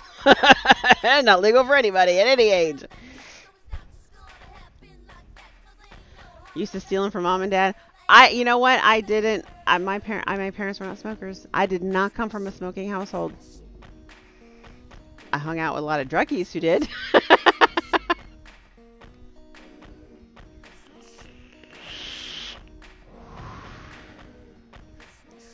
Getting in bars at 16. I know my brother would too, because he had a receding hairline and a full beard by the time he was 16. So yeah, he'd get into bars too. Oh wow, look at that. Aries and grannies weren't even teenagers. You know? So here's the argument, okay? If the average age, and I think the average age is 14. The average age of when you start smoking is 14 years old, right? It's not legal, it doesn't matter, right? Why would we tell all of these people who have been smoking for several years now that when they turn 18 that they can't switch to a healthier alternative? Why would we tell these people you have to wait 3 more years before you can switch to a healthier alternative? My husband had a meeting with several PhDs who helped draft the deeming regulations, and they posed that question to them, and all 4 of those doctors were like, we never thought of that. Like, because they were all like, why wouldn't you be for T21? T21 is awesome. And we're like, well, let me ask you this. And they were like, oh. Like, they got it. They got it. Hi, Smurf. Used to steal Kent 3s from my dad and go climb up a tree and smoke. As someone with a family in high school right now, we as vapors and smokers do it too. Make it look cool to kids. It just does. Wyatt, I don't disagree with you. You know, I'm not trying to. Hi, Eddie. Hi, Saints. What's up? And that's just it though, Wyatt. You know, there's a balance there. You know, we want to attract the young adults. We do. Okay, young adults who've been smoking for several years at this point. We want to attract them, okay? And if cloud comps and trick comps and contests and giveaways bring them in, great. There's a balance though, okay? There's a balance. And it comes down to enforcement, okay? And that's the problem. That's the problem with the FDA, is that the FDA realizes that this industry is a lot bigger than they thought it was. And they realize that enforcing their own rules is going to be a lot of work. Okay, it's going to be a lot of work to enforce the rules that they've already put into place. And I kind of feel that they're taking the pussy way out and saying, you know what, rather than enforcing the rules that we've already put in place, let's just scrap the whole fucking thing. And that's of course where I'm going to say, wait a minute, okay, I'm doing everything you asked me to do. Okay, I've registered my flavors, I've changed my labels, I've given you my recipes. You know, I have a very strict gateway on my website. You can't register an account with me unless you send me a picture of your ID. Okay, and I don't care if you don't like that. If you don't like that, then don't shop with me. You know, I don't want to lose your business, but I would rather make you send me an ID than risk having someone who's underage shopping on my site. Okay, so yeah, Okay, I am doing my best. I am doing my damnedest to make sure that nobody that's underage is shopping on my site. Why are you going to throw the baby out with the bathwater?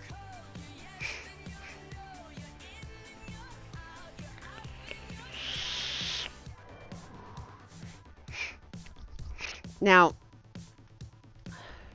mom smokes cigs, dad smokes cigars. Yeah, no, I didn't come from a smoking family. My mom sort of smoked, but she just kind of smoked for fun. Like she didn't inhale, you know? She'd sit there and she'd smoke her cigarettes, but she just... My dad would have... I think I saw my dad smoke like 4 cigars my whole life. Like he just did it as a, you know, when it was a celebration or for some reason. Hi, Trixie! And so, yeah. So yeah, no, I'll give you that too, Dolores. There's half-naked women don't need to see. You don't need half-naked women to sell vape, but that's a whole feminist issue. That's a whole different. Can open worms everywhere. You know, and yeah, don't get me started.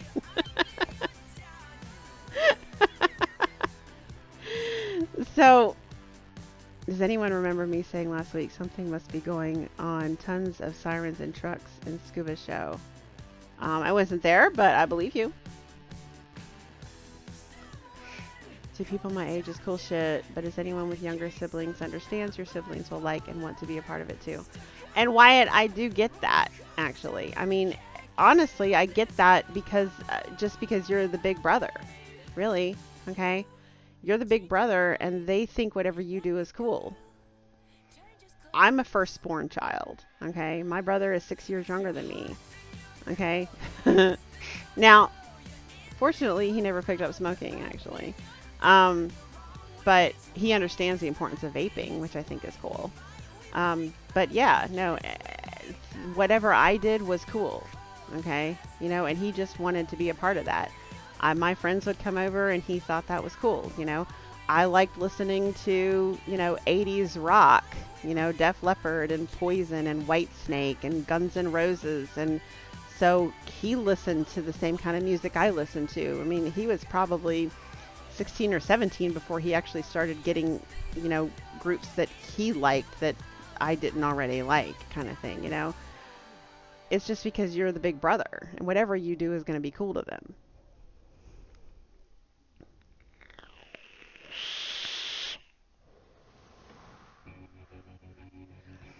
Kids didn't slow down going past my house. There's a stop sign. Tried to take the corner to the turn. Flipped his truck in an embankment. Oh, damn. How bad? Died. Oh, had no idea till Monday when my kid went to school. Oh, no. I'll give you that, Aries. I'll give you that. I mean, there are certainly people who like to live stream that stuff on Facebook, but I'll give you that. We keep the cloud comps and the trick comps pretty shielded from children for the most part.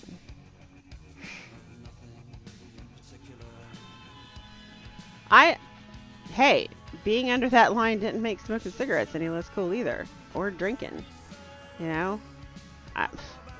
Or getting stoned. I mean,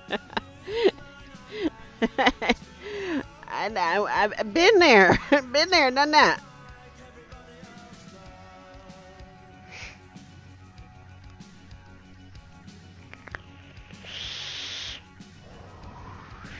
No, you have very valid points. And you do too, Dolores. Like I said, all of those people absolutely live stream that stuff on social media all the time. Okay. The physical competitions, though, are generally shielded from the general public and from children specifically. We should ban doing homework, and then doing homework would suddenly be cool. I don't think it works that way.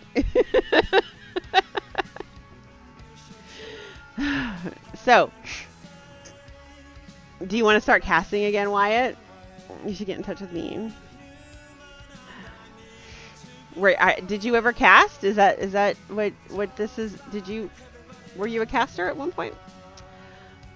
And the one thing I have not even announced yet, here it is. We're 2 hours into my show. I doubt we're getting into the lab this week because this is great conversation. I like having this kind of discussion, and I want to keep having this kind of discussion with you guys. I think it's very educational, and I think it's good to have. Okay, but I haven't even announced our Halloween sale. You can get 20% off everything at Higgy6.com if you use coupon code HiggyWeen instead of Halloween. Get that? HiggyWeen at Higgy6.com. So go over Higgy6.com. Go get some e-liquid. And also, used to do a podcast on Totally Vaping Awesome. Oh, really? Okay. When Obama was it? That was a couple years ago, dude. My son and daughter-in-law monitor what the grandkids watch, but not all parents will do the same. No, it's true, Dolores. I mean, it absolutely true. I have had. I mean, not.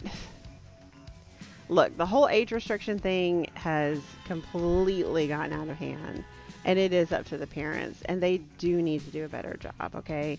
Vape stores and online sites. I mean, online sites are under attack too. For all I know, Gottlieb is going to come out next month and say online sales are banned. Done. Okay, if that happens, I'm fucked. I mean, I am fucked. Okay, bye, RS. We'll see you in a bit.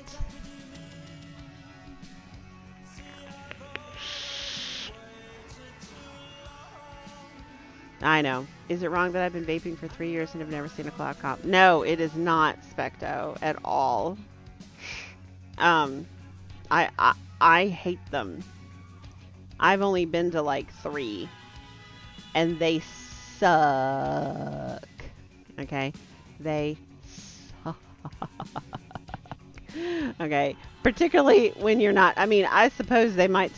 I don't know if they suck for those who are competing, but for the people who aren't competing, they suck. Alright? Let me tell you what you're not missing, Specto. Okay? So you go into a vape store, right? A vape shop. You know, they're not usually that big. You know, what? Maybe, 1,000 square feet or so, right? 1,000, 1,500 square feet, right? In the live area, the active customer area, right? So when you're doing cloud comps and trick comps, they shut the doors, lock the doors, because they don't want anybody coming in. You don't want anybody disrupting the air. And they turn off the ventilation system. So you've got 100 people squashed into this small area. You've got a little space cleared out where 2 people stand back to back with their big old mech mod devices, and they take the big old hits and they blow them out. And then the judges decide who blows the bigger cloud, right? And they do this over and over and over and over with no air running. It gets hotter than fucking Hades in there, okay? It is so awful. Alright, I don't even watch the cloud comps. I can't stand them. They're terrible. Alright? And they have to do, you know how like the football, or the, any competition thing, you have this, pairs that are like, pairs, and you have a winner from each pair, and then they have to go pairs, and then a winner from each of that pair, and then they go over again, the winner from that pair, until you get down to one person kind of thing. It's exhausting. Okay, and then they turn around and do it again for the trick comps. I hate going to cloud comps. I avoid them like the plague. You're not missing anything. Not missing a damn thing. 6 hours of college classes, and now I get to go home and get some of that amazing...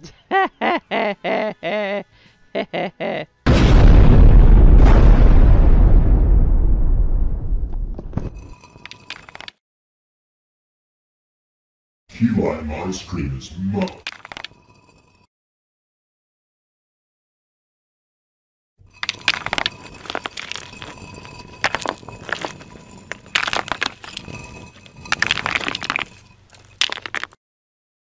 What the?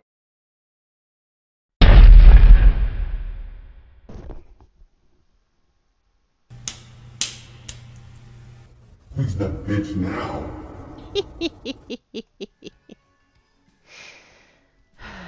All right, so, um, and I'm actually with Smurf. If I have to go, I prefer to go to trick comps because they're more entertaining. It's actually really cool to see what people can do with the vape with trick comps. I think there's a lot more skill and a lot more effort that goes into them, and not as many people enter them. So the elimination brackets aren't nearly as huge, and they don't last as long. They usually give each person, I think, like 3 minutes to just walk around in a circle and do their tricks. And some of the guys can, I mean, some guys can do some really amazing stuff with it, and it's very entertaining. But other than that, it still sucks because they turn off the air and they lock the doors. And they don't even want anybody to move. Like, they really, I mean, if they could ask you to stop breathing, I think they would.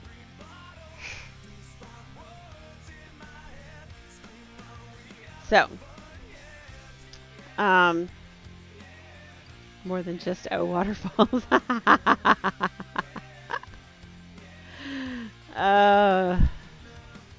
They are fun. Oh, what's another good lemonade? Well, I haven't released. Well, oh wait, Jeffrey, you're in the States, aren't you? I mean, I do have a lemonade. I have the blackberry aid, and there's also an orangeade as well in the Customer Creations. Law's blackberry aid and Law's orangeade are in the Customer Creations. And then there's a straight up lemonade. I will be releasing the grapefruit lemonade as a concentrate at some point, and it's so good. I love my grapefruit lemonade. Good night, Dolores. Thank you for hanging out. You know what, Rainwalker? It's so funny. David has been trying for years to do a jellyfish. His jellyfish kind of come out a little mentally retarded. It's like he can do O's. He can do beautiful, big, thick O's. And he can't do the jellyfish though. But I do. I think the jellyfishes are pretty awesome. And the thing is it's like yesterday's news. Like, a jellyfish isn't a big deal anymore. And like, the people who do the trick comps don't even do jellyfishes hardly anymore, because it's like, oh, anybody can do a jellyfish. Not true. My husband can't do one. He makes O's though. Oh, he makes beautiful O's.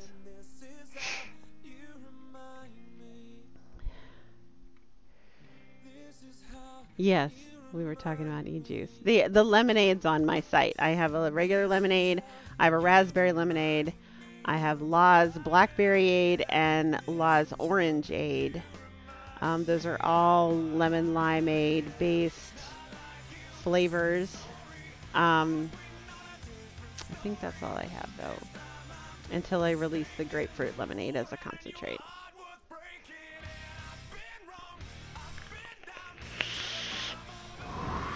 Shit, Aries. I don't even watch the cloud comps. They're so damn boring. I have been to cloud comps where they got it all set up, right? They got tick marks on the walls where they've measured out feet, you know, and they've got stuff taped on the floor, and they put up like a screen so you don't know who's who, right? And they put up like a screen in front of them so the judges can't see who's blowing what. And they just see the clouds coming out each side, and they judge which one was bigger. It's so boring. I can't do it. I'll be ordering coffee on 25 discount soon, so I can add juice on the same order. Yes, you can, but you won't get a discount on the juice. So if I were you, I would use that coupon code right there and get 20% off the coffee and 20% off your juice. Boom. What do you say? Thank you. It's been nice catching up. I'll be around more than I know that VU Live is here. I'm shut down for the night. It's been 4 days since my last shower. Good night, Wyatt. Thank you so much for hanging out. And absolutely make sure you subscribe to the channel and click the little bell so you get a notification when we go live. All right. Lead Pipe Cast here. Chunkmeister. Mod Envy, of course, and then David and I do this show tonight, and David and I do another show tomorrow afternoon. So.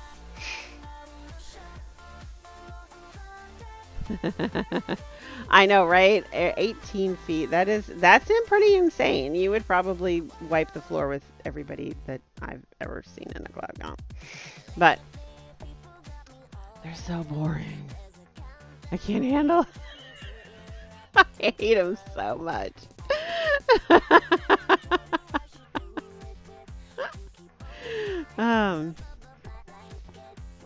Yeah, Rainwalker, if somebody just manages to blow out a weak cloud, but it goes further than this person who put on a nice big thick plumy cloud, this person will probably win.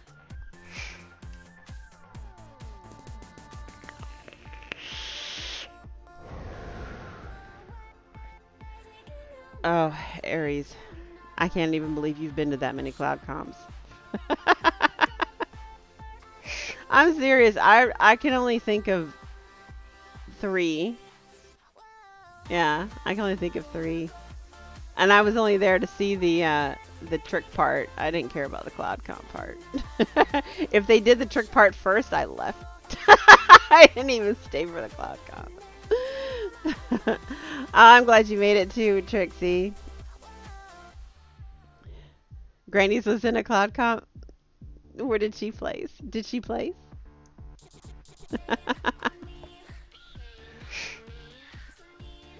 I don't know though. I think unfair advantage though, because like you know exactly what kind of coil to build and the mod and everything. Like you've got that extra knowledge to really make something chuck. You know what I'm saying? She dropped a lot of jaws. I bet she did.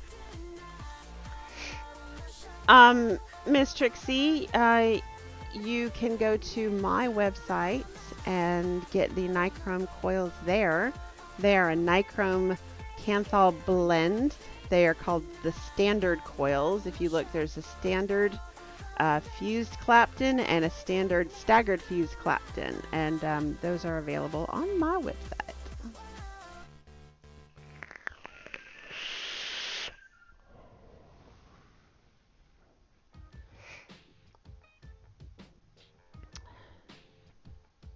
I mean, I think I'm pretty satisfied with the clouds I blow. They're not that impressive, but I would not have said for the longest time. I was like, oh, I'm not a cloud chaser. I'm more of a flavor chaser. But the longer that I vape, the more I have to say it is very satisfying to blow out that nice big cloud. I do like it. I can't even. You'd be fogging the place out. You already fogged the place out.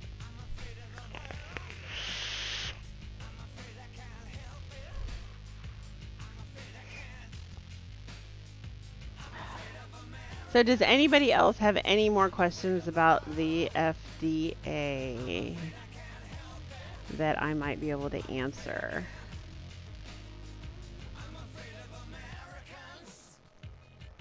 Closest thing I did to a cloud comp was clearing about a gram from a bomb. In one hit?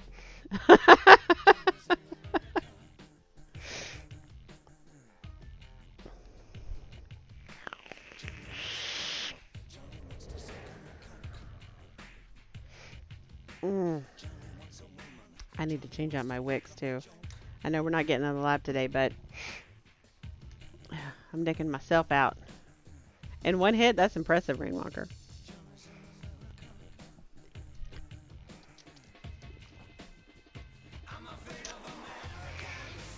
Oh wait, did Smurf get what I said earlier about the discount?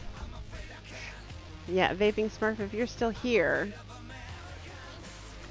you should, yeah, I would say use this coupon code right here and get 20% off everything. This is the guy I normally swapped first and second with. This is him just screwing around. Alright, let's take a look here. Let's take a look.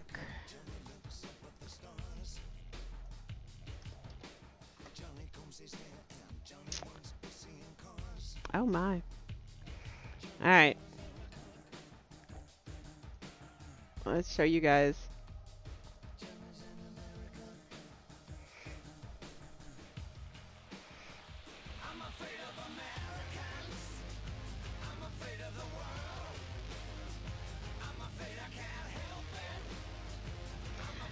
That's a big old cloud. That's some chicken. That's some chicken right there. Absolutely.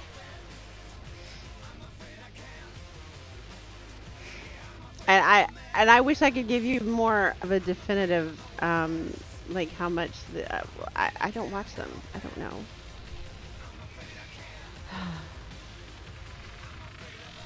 He was blowing into the wind. Nice. You don't think that someone could win a cloud comp with a Tobacco super tank with an Amigo 0.5 ohm factory coil? Giggle, snort. I barely got through that without laughing.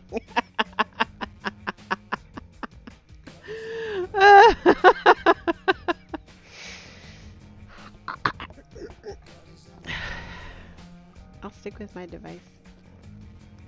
Or any of my devices. Like this one here.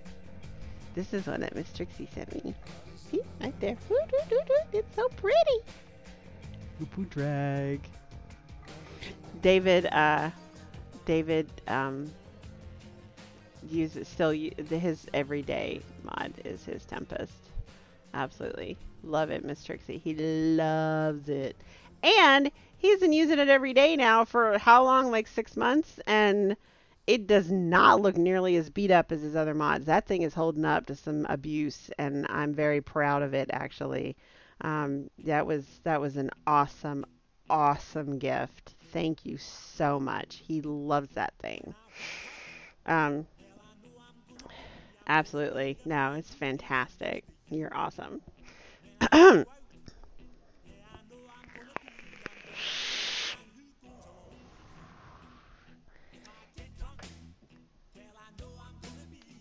You'll have, yes.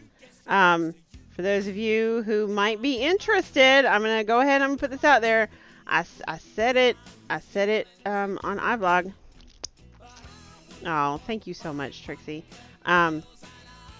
If you're interested in getting some brand new gear, you're gonna need to come over to iVlog Tuesday night instead of my regularly scheduled program. We're going to be doing an auction for Miss Trixie because she has got a literal fuck ton, like actual fuck ton, okay, of products, okay. Most of it's still in the box, most of it's still in the cellophane. Some of it's only been used like once. Is Miss Trixie up for bid? I don't know. We're gonna have to talk to her husband about that. Ha! But she is. Right, what has happened? She's okay. Can I tell Richard? You come over to iVlog, right? You got to come over with Tuesday night. Listen, can I tell them what happened? Do you mind? Because this thing was just insane. You should. It is an auction for Miss Trixie. We're gonna put her up for bid. She's sexy. Win a date with Miss Trixie. Okay. Apparently, you know, I need a visual. Hang on. You guys need to understand what we're talking about here. All right. All right. A 9-inch rat got into her pipes. Not including the tail, people. Now. That is, look at, I can't even get in the screen. That is 9 inches. This fucking rat was 9 inches long. Okay, 16 inches with the tail. I gotta back up more. Look at this.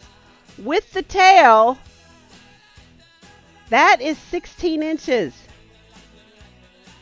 This motherfucker got into her pipes and clogged her pipes. Needless to say, it flooded her house. Waits for a guy to make a penis joke. I know, right? Look, it flooded her house. They had to tear up her floors and her walls just to find this fucker. There it is. There it is. Leave it up to Tetley, man. There it is. All right. They had to tear up her walls and her floor just to find this fucker. All right. And now they've got to like redo all. She is looking at like a. No, it's not, Dom. I know what small to medium rats look like. I used to feed them to my snake. Okay. No. Okay. That thing was massive. Okay. Yeah. $10,000 worth of repairs to her house, which are apparently are not covered under her homeowner's insurance. I mean, I wouldn't actually imagine that something like that would be covered under homeowner's insurance. She is looking at a huge bill right now, and she needs to sell off all of her vape gear to pay for it. Okay. So that's what's happening. And she has got a ton of it. Like she said, she's got 300 items. Most of it, yes, 9 p.m. this Tuesday over on iVlog. Most of it is still in the cellophane and brand new. Some of it may be open, but it's only been used like once or twice, okay? So if you guys want to get some, and Miss Trixie, if you want to IM me the Google Sheets link, you want to IM me like on Facebook, I'll put that in the room so you guys can kind of like take over or take a look over the list of things and see if there's anything you might want. It's not going to be like a standard auction. She does have an asking price for things. I mean, she doesn't want to give this stuff away. This isn't, I mean, it is for charity, but it's her as a charity. She needs this money to fix her house. Okay. Right now her plumbing is all jacked up. Her walls are jacked up. Her floors are jacked up. And she needs to get this fixed. Okay, guys. So this is what we're doing. There is a list. And she's created it in a Google Sheet that she's been sharing around. If you, like I said, Miss Trixie, if you want to send me the link to that Google Sheet, I'll put it in the room. I'll let you guys look it over. And like I said, you guys come over to iVlog on Tuesday night. Instead of Battle of the Sexes, I'm going to be hosting this, and you guys can come in. You guys can say, yes, I want it. She's going to set up a PayPal account so that, you know, she can basically, you guys send her, you guys send her the money on PayPal, so she'll have your name and your address and everything. She can ship it out to you, you know, tack on a few extra bucks for shipping, that kind of thing. And, you know, you guys can get some cool stuff at some discounted prices. Formerly homeless New York City rat trying to immigrate. He immigrated pretty far, Specto, because she's in Arizona. So that is a New York City rat that definitely rode the rails for a minute. You know what I'm saying? That was 16 inches, though, Dom Long. That's, well, with the tail. Are you talking about just the body? That's not a rat. That's a possum. Yes, Aries, that happened this morning. Very, very sad, actually. Somebody opened fire in a Pittsburgh synagogue, and 8 people were killed. 3 officers were injured. I'm not sure how many other people were injured. That happened early this morning. They were having services. Apparently, this is a big synagogue, and the shooter waited until this particular service. It's 11 people have died. Fuck. Damn it. Last I heard was 8 people died. That sucks. Yeah, this synagogue, they waited until this particular service, which is the service that everybody comes to. So they waited until the synagogue was as full as it could be of elderly people and children and families. And yeah, just the shooter is in custody. Alleged shooter, the suspect, I should say, is in custody. He surrendered once he was in actually from what I heard, more than one full-blown shootout with police officers, which is, I'm assuming, how 3 of them got injured. Were any of the people who died the police officers? Do you know? Yeah, I woke up to that news this morning. That was... No, not yay. I hate the world we live in. I absolutely hate the world we live in. I absolutely am grateful every single day that I didn't have children, because I don't want to raise them in the world we live in. I think the world we live in sucks.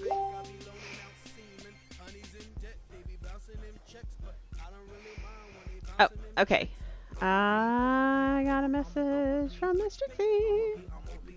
There we go. All right, guys. So here is the Google Sheets spreadsheet that has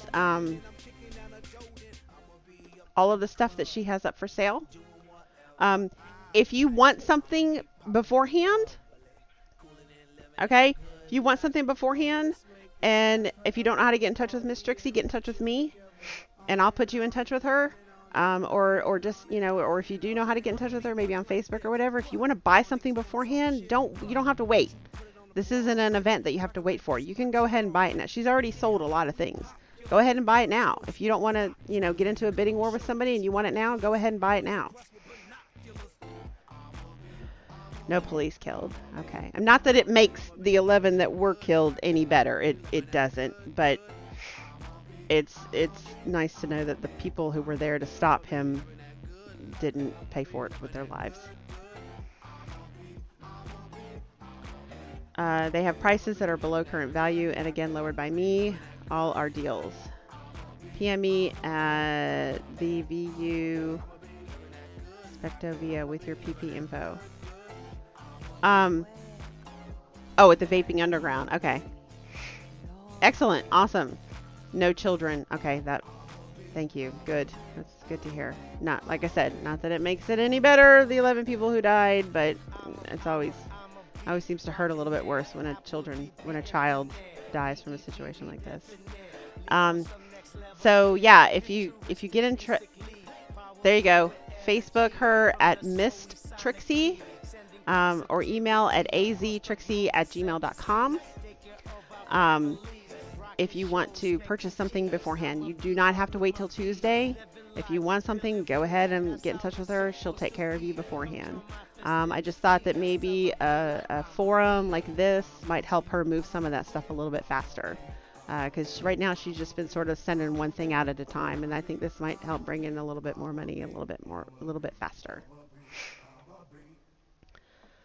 3 different services were going on at different locations at the synagogue facility. See, that's just it though, Specto. Whoever, this guy specifically waited until this morning when he knew the place would be that full.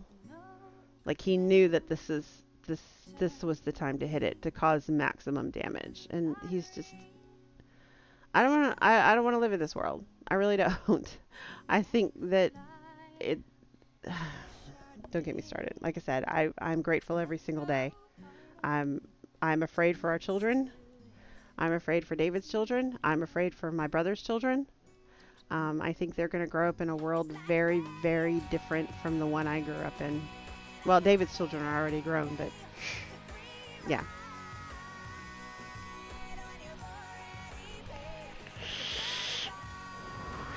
Yes, if you know anybody that's looking for vape gear that might be interested in that list, by all means, send them that link. Okay, I'll put it in the room again. Send them that link. Let them get in touch with Miss Trixie. Okay, if you want to wait till Tuesday and come there when we kind of do it in an auction-like setting, great. All right. Absolutely. She just needs to get this stuff gone so that she can fix her floors and her plumbing. Like, do you even have running water, Miss Trixie? Like, is your water still off? Are you having to live without water right now?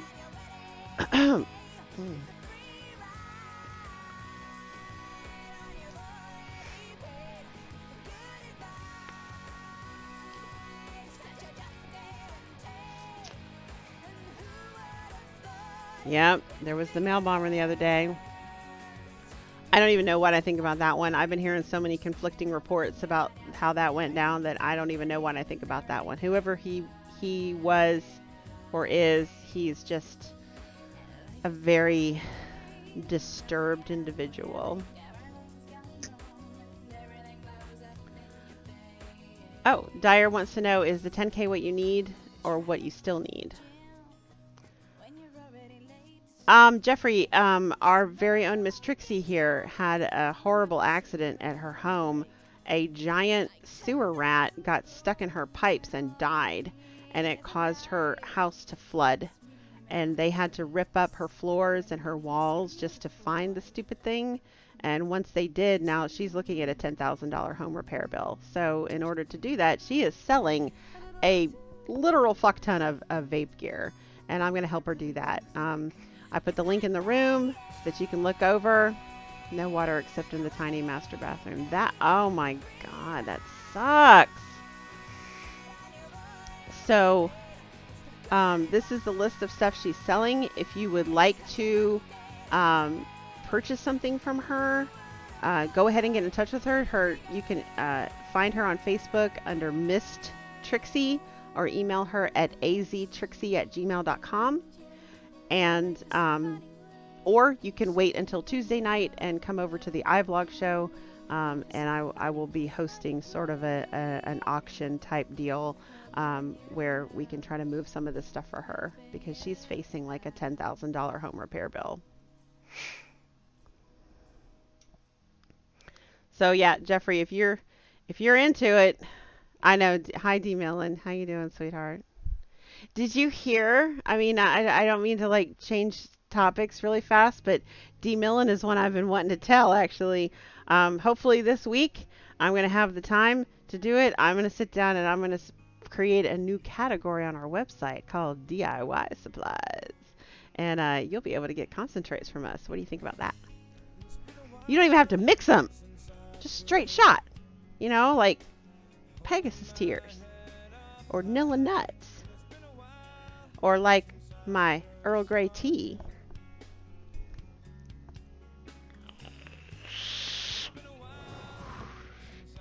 Okay, cool, Jeffrey.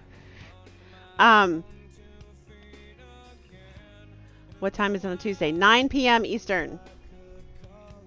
My kitchen is torn as well as my own bathroom. Completely unusable. One sot me? What? Yeah, whatever higgy flavors you might be interested in making yourself, I'm gonna have them. I'm gonna have them in all sizes from 10 mil up to 120 mil, or no, up to 130 mil, actually. One shot. There you go. And the 10s, 15s, 30s, 60s, and 120s will all come in the regular dropper bottles like these. The 35, 70, and 130 bottles will come with Preston adapters in them. So you can buy. We're also going to put those oral syringes on sale as well, so you can use those to do the press-in thing like I use in the lab. Hi, Bill. How you doing? So yes, I want to advertise it. We were trying to come up with a cool. Hey, now that I have you guys in the room, maybe you guys can help me come up with something. What was it? I said something silly. I said Miss Trixie's Fixie. Well, what was it that I called it? Let me look back at our conversation. Miss Trixie's Fixie Drippy. Can you guys come up with a cool name for it so I can start advertising it? Are you going to get into the DIY stuff or just the one shots? We are going to, at this point, we are going to turn out a bunch of Higgy Mini-Me's. We are basically just going to sell the stuff we have here. Like I said, press-in adapters, the oral syringes that fit the press-in adapters. You can already buy unflavored base from us, so you can get any PG-VG ratio or nicotine level that you like that's not flavored, up to 24 milligrams. And then the flavors we're just going to sell in the bottle sizes we already have. As we grow this part of it, we'll add more stuff. Like we might add, I don't know, like pipettes or, um, I mean, I'm not sure what else we could add to it, but I mean, it'll pretty much be, you know, all the stuff that you would need to DIY. I think she's gonna meet her goal tonight. Everything seems to be disappearing as fast as I can see it. That's awesome. I'm so glad you guys are interested. It was a roof rat that chewed up the pipes and the joints. We had the tub full. When we emptied it, the pressure blew everything. 2 inches of water in the kitchen, both baths, and the hall. Like, that's insane. That is just, I can't even imagine. Oh, I am so sorry that that happened to you. And I can't believe that your homeowner's insurance won't cover that. You know? You need Aries Ram one-shots in liter bottles. We're not going that. It could happen, Bill. Eventually.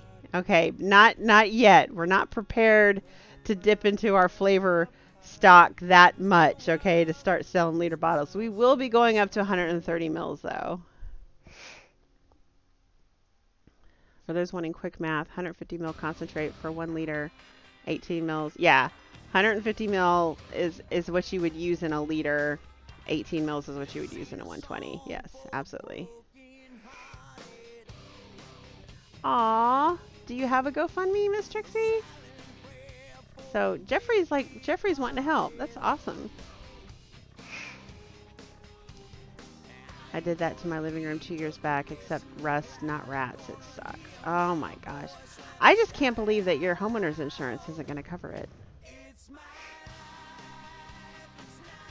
Oh, good call there. Specta wants to know if you'll be posting stuff on the Trading Post. Look at that. The plumber wants $8,000. That says nothing of floors and walls and shit. She sent me pictures. Her floors and walls are... It looks like somebody went in there with a fucking hammer, with a sledgehammer, and just beat the shit out of her walls and her flooring. It's terrible.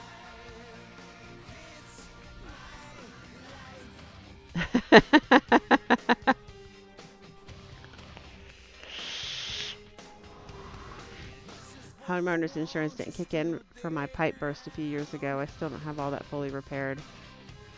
Oh, man. I remember I asked my ex-husband, he had a waterbed. Now, I had already had a bed, obviously, when I met him. And when he moved in with me, he brought his waterbed, but he didn't set it up.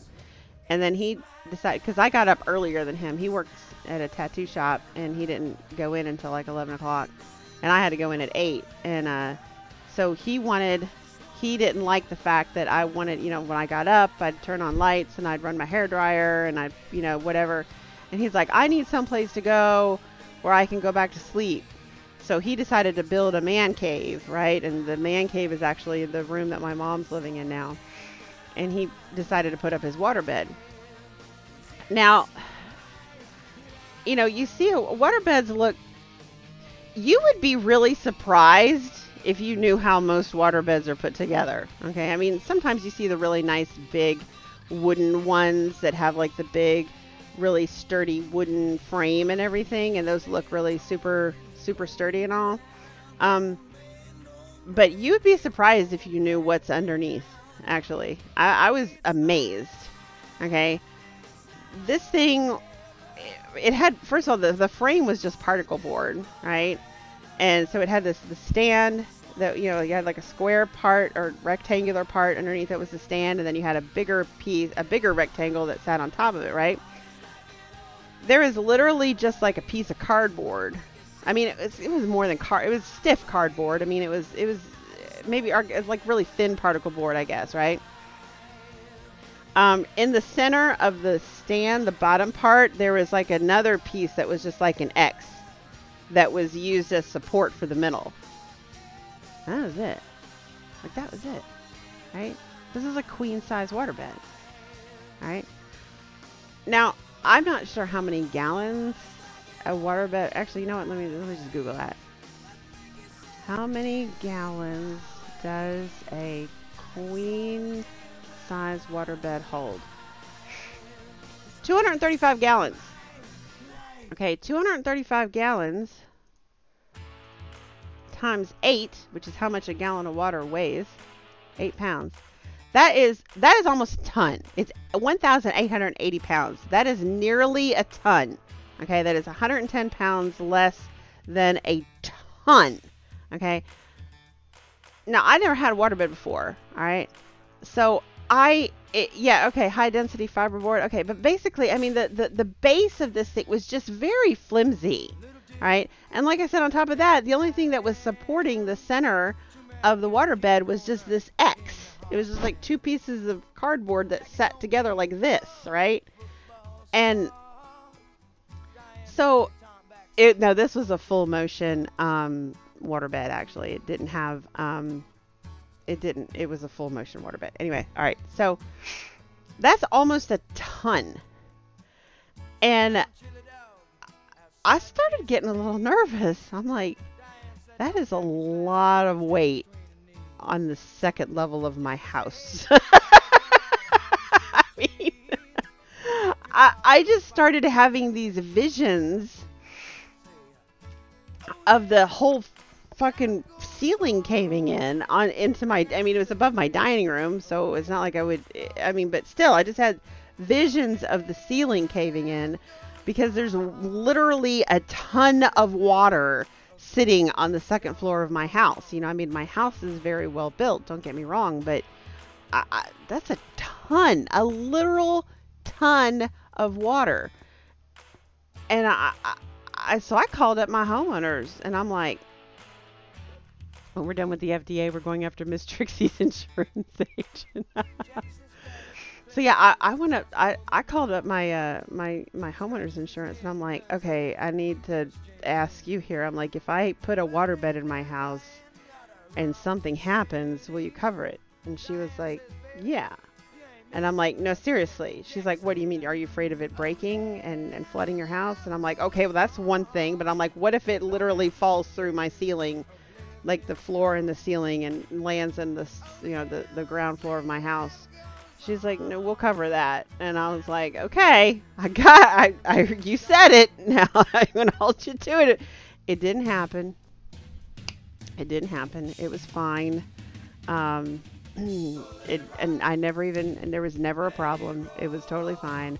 But it made me damn nervous. So, in any case, I don't know why I told you that story. Oh, probably because we were talking about homeowners insurance and stuff, what they will and won't cover. They told me it would cover a waterbed fiasco, though, so.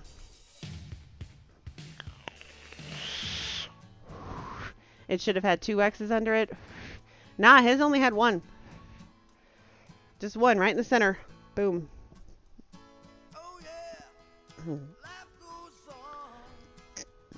I don't know how deep it was, Aries. I mean, it wasn't a very fancy waterbed, but it made me nervous.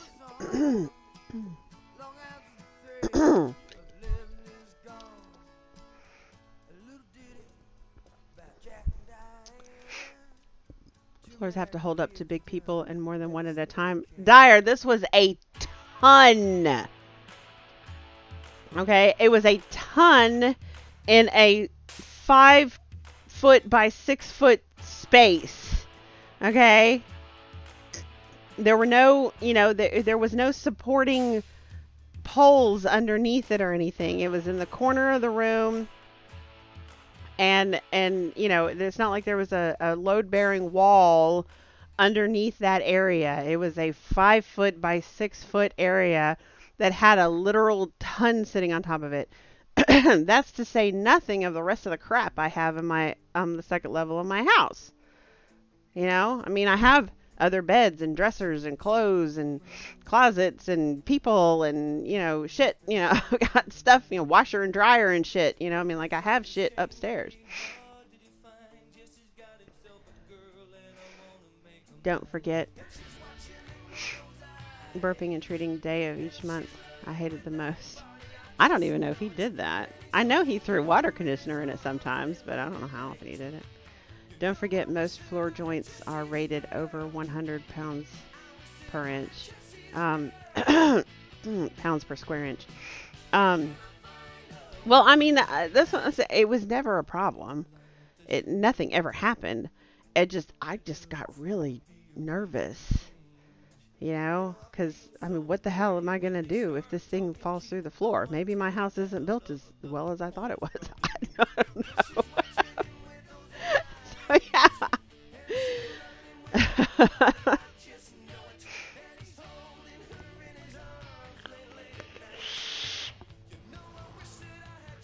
Now, if you live in town, the public water pipe goes, your insurance will not cover it. If it's public, I don't see why not. Well, the city should cover that shit. Grannies would kill for a waterbed as long as someone else changed the sheets for them. You know what, Rainwalker? I have...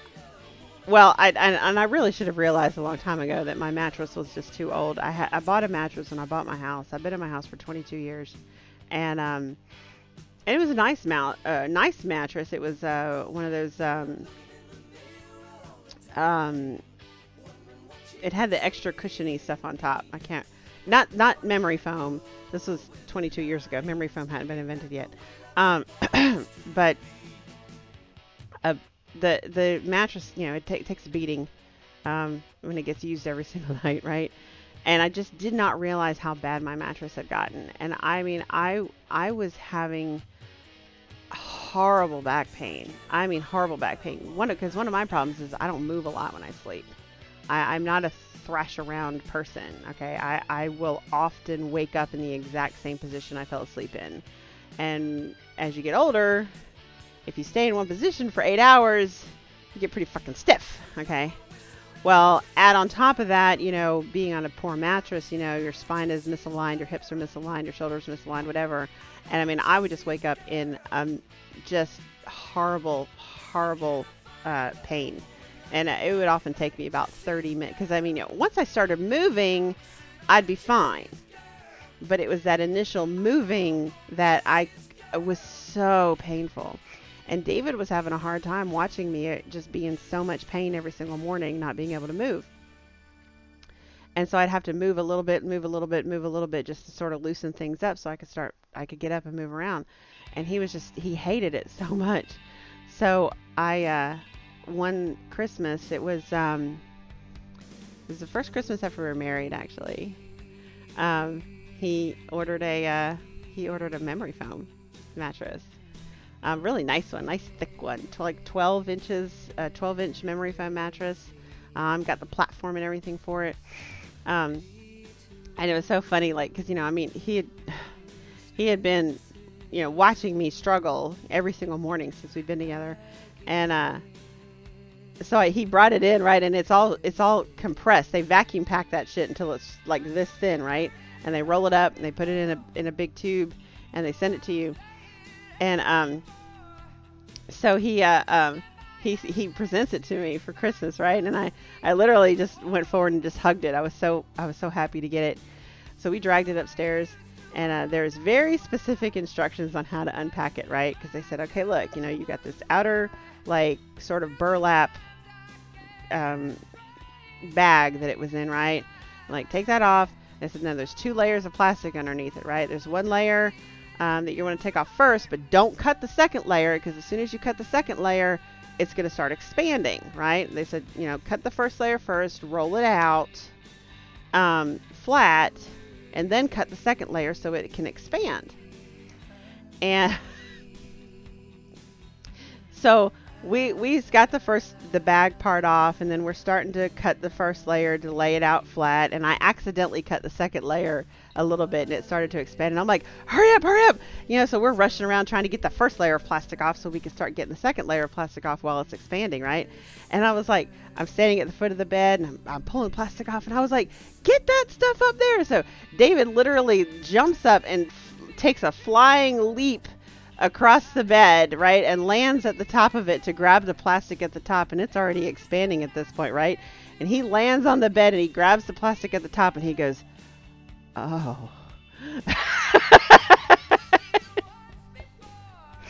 So we hurry up, we finish taking all the plastic off. and it's expanding. It's getting thicker and thicker and thicker. I went to bed that night. I have not woken up with back pain a single morning since.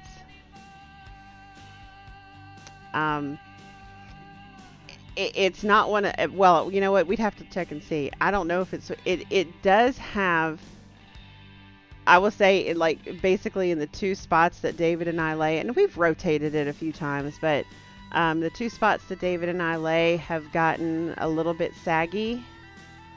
Because you can definitely feel, like, if I move over to the middle of the bed, you can definitely feel that it's a lot more firm in the middle. But, and we'd have to look it up and see if it's got any kind of, like, you know, because a lot of times those beds come with like a 10-year warranty on it. It definitely hasn't been 10 years. So I might be interested. Although the next time I get one, I want to get one of those ones that have the like the purple mattress, because it's not supposed to be as hot. It gets very hot. That is one drawback to it. It gets very hot. All of your body heat gets trapped in it. Have I flipped it? I'm not sure I haven't flipped it. I wasn't sure if you can flip it because I thought there was like layers. I wasn't sure if the layers reverse going down or not. We could try flipping it. It does not have the water in it. It does get hot. There are memory foam mattresses you can get out there. I think Purple is one of them, and I think Nectar is another one of them that have like a layer on top that breathes better. So you don't get as hot. It gets very hot. Now for David, he loves it because he is cold all the time.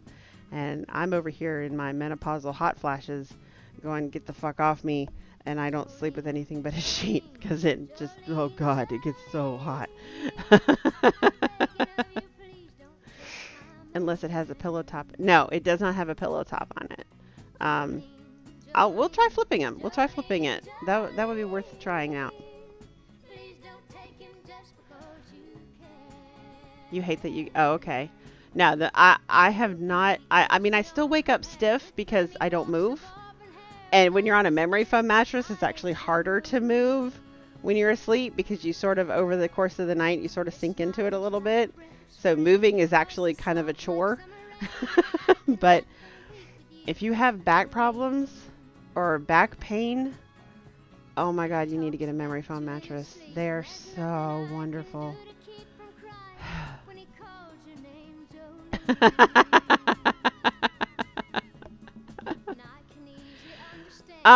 We've done the horizontal turns. We've done that several times.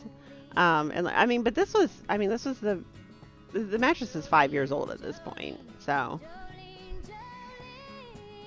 well, okay. I'm not sure when we can, but you know, we definitely want to come visit again. Look, guys, I know I've said it 100 times before, and I'll say it 100 times more. We went over to Arkansas over last Christmas, and we had the best time. We had the best time hanging out with Aries and Grannies, and we did nothing. Like, seriously, we hung out for like 2 days and did absolutely nothing. We went out for sushi, but other than that, we did nothing, and we just had the best time. I am not passing up on Vegas.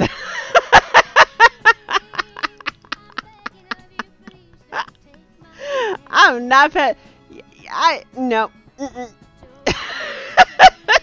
Nope, not passing up on Vegas. Our bed is a pillow top that I told my wife that we did not want, but she had to have it her way. So 3 years later, we need to replace it like a year ago, but still have it. I will, like I said, I wanted to look into maybe one of the purple ones next time. But yeah, no, I absolutely.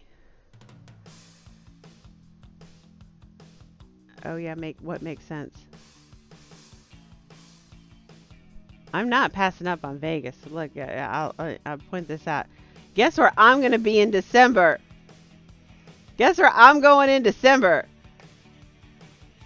I'm going to Las Vegas to be at the season finale episode of Ink Master. I'm going to be a personal VIP guest of Christian Buckingham. I'm going to hang out and party with Dave Navarro. Yes, I am. I can't wait. I'm so excited. No, I'm not going to the Vegas meet. I'm going to meet Dave Navarro.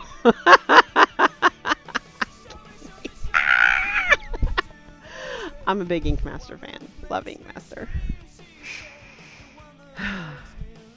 So, Skynet got a major upgrade yesterday. How is it working better? Oh, thank you, Jeffrey. I appreciate that. Awesome. I hope you used coupon code HiggyWeen.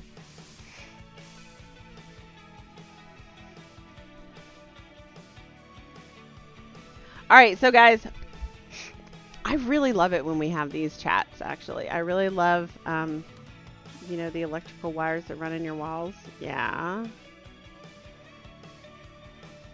I mean, I know of them. I'm not super familiar with them, but I'm aware of them. Why? Imagine grabbing a hold of those without installation every 10 seconds for 25 minutes. But is it helping your pain? Like, I know it's shocking. It's electrifying. But is it making your pain go away? Go to a mattress store and get a cheap, good one in the clearance section. Typically, it's only mismatched box springs and mattresses. Yeah. Aries is a 10 times. Yeah, no, he's. The thing is that I know it was mild before and it was helping your pain a little bit. So if it's more now and it's helping your pain a lot, I think it's worth it. I'm going as the lightning bolt that brought Frankenstein's monster to life for Halloween. This was my poor attempt at a Halloween costume. I put in these extensions thinking it'd make my hair look different, and it really didn't. This is my hair right here. This is not my hair. So that was my very weak attempt at a Halloween costume. Oh, my dogs love the foam bed too. Actually, they sleep on it every night. Actually, I don't know if they care. I mean, they'd sleep in the bed anyway. But yeah, no, they're pretty crazy about the foam bed. Before it was 2 hours to go from a 6 to a 4. Now I go from a 6 to a 4 in 25 to 30 minutes. Yes! Yes! Yes! Alright, so before we get out of here, anybody interested in some coupon codes? Because guess what? I got 65%. Now, we got the Higgy Wing going on, right? But if you want a 65% off your e-liquid, or a $1 sampler pack, or 25% off a fresh roasted coffee. Excuse me. Because now, and if you guys haven't been checking out our website, we now have 4 or 5 flavors. Fresh roasted coffee. We are still working on Tanzania. We did get the Guatemalan coffee in. But we're going to finish up the Tanzania before we move on to Guatemala. 5. We have 5 flavors available. We got pumpkin spice, Nilla Please, Nilla Nuts, Cinnamon Danish, and for you cold brew people out there, Aries Ram. Well, you don't have to do it in a cold brew. I mean, I suppose you do it in a warm brew, but I don't think it would taste very good.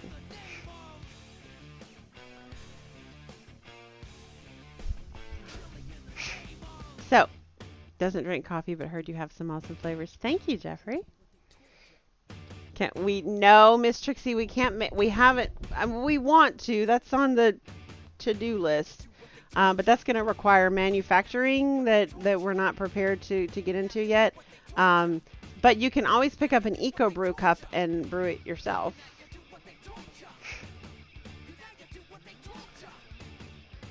It's great hot, but an absolutely brilliant cold. I tried it actually. Finally, Bill, I tried it in the cold brew, and I was impressed. It was pretty tasty.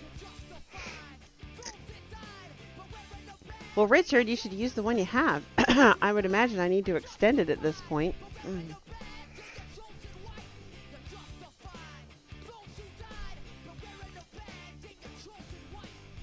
Can't stack coupon codes, Aries. You know that. You can only use one coupon code at a time.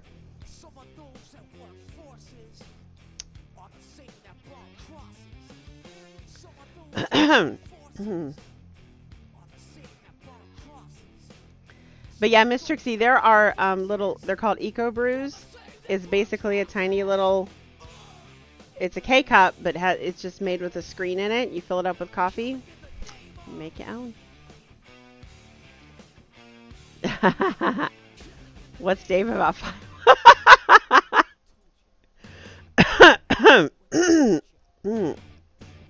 Yeah, whatever. No, David is Dave Navarro. Actually, I read he's 5'9".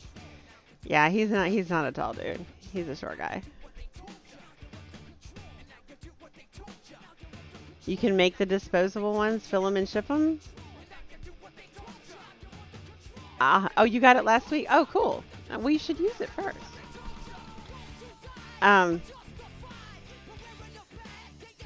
Well, I tell you what is let's how about, hey Jeffrey, I haven't seen your name here in quite a while. Would you like a coupon code? I will give you a 65% off coupon code if you'd like it.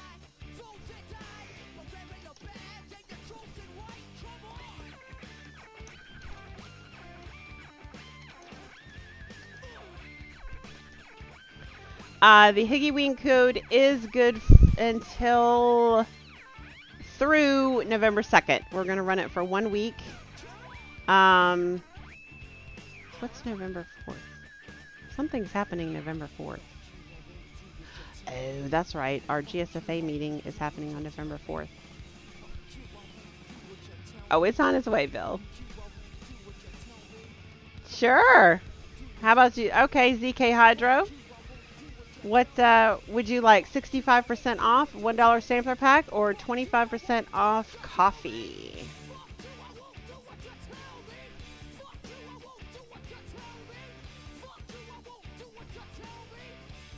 Ship the beans, then grind and fill yourself. Yeah. I mean, we're not in a position to look into K-cups yet, but it is definitely on our radar.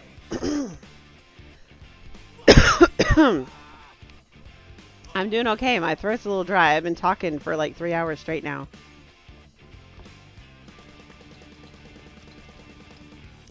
Daylight savings and votes are due within those 3 days. Yes, daylight savings time does turn off.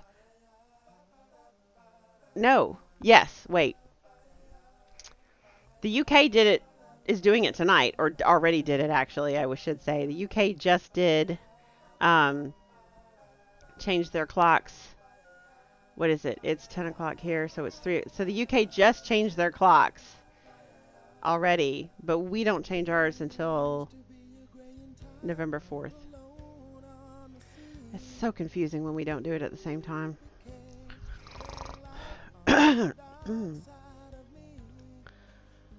If I'm going to be out of my leg much longer, I'm going to invest in a quality coffee maker for down here. I would too, man. Yes, that's when America does it, but the rest of the world did it tonight. Yeah, it's nearly, so you guys are only 4 hours ahead of us until next week. Yeah, until next week. So just 1 week, just 1 week.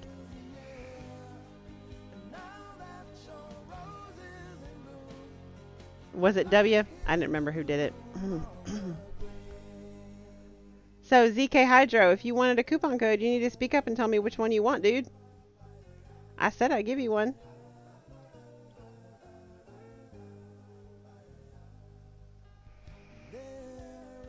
Oh, you couldn't get your chat to pull up. Okay. Thank you. Would you like a coupon code? I said I'd give you one. All right, so Jeffrey, I'm going to put a link in the room. Jeffrey Town Campbell, I'm going to put a link in the room to a Google form. Please go to that Google form and fill it out. Your coupon code will be emailed to you. ZK Hydro, you can do the same. There it is. ZK Hydro, you can do the same thing, and you want a 65% off code. Awesome.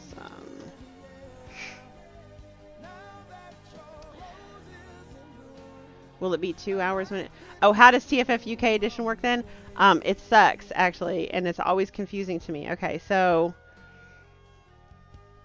Normally we go on from 5 to 7 our time, which is normally 10 to midnight your time. But because you guys have already moved your clocks back, it's actually going to be 6 to 8 my time. Which sucks because that only gives me an hour between leaving the VUKN show and then moving over to the iVlog show, which I'll be doing with Miss Trixie this Tuesday. So yeah, I'm gonna be beat. But at least I'll have to do it for 1 week. In the springtime, it's usually 2 weeks that we do it. We change our clocks 2 weeks earlier than you guys change it, and on those weeks we end up having to do our show from 4 to 6 instead of 5 to 7. So it throws things off too, because I got to make sure I get done sooner than I'm used to getting done. So yeah, it's a pain. Awesome, Jeffrey. So yes, both Jeffrey Town Campbell and ZK Hydro, thank you for filling out the Google form, and your coupon code will be emailed to you. Does anybody want the coffee coupon code? Because you can have it if you want it. And for anybody else, you can use the Higgy Ween coupon code to get 20% off everything. You're very welcome. Oh no, Bill, have you been drinking tonight? You deserve it. It's all good. How's your hawk? He sent me pictures of his hawk. He got his hawk in the other day, and she's so pretty. I'm going to show a picture of your hawk. She's so pretty. Let me find it.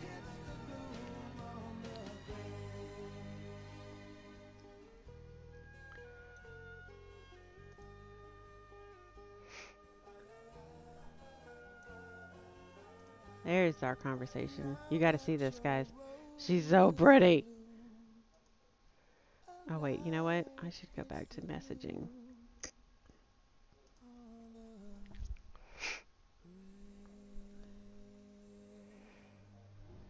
Hang on.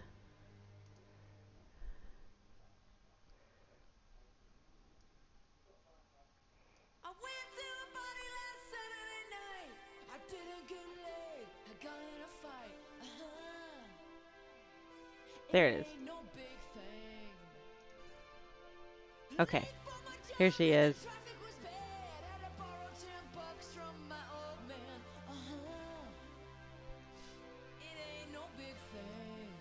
She's so pretty.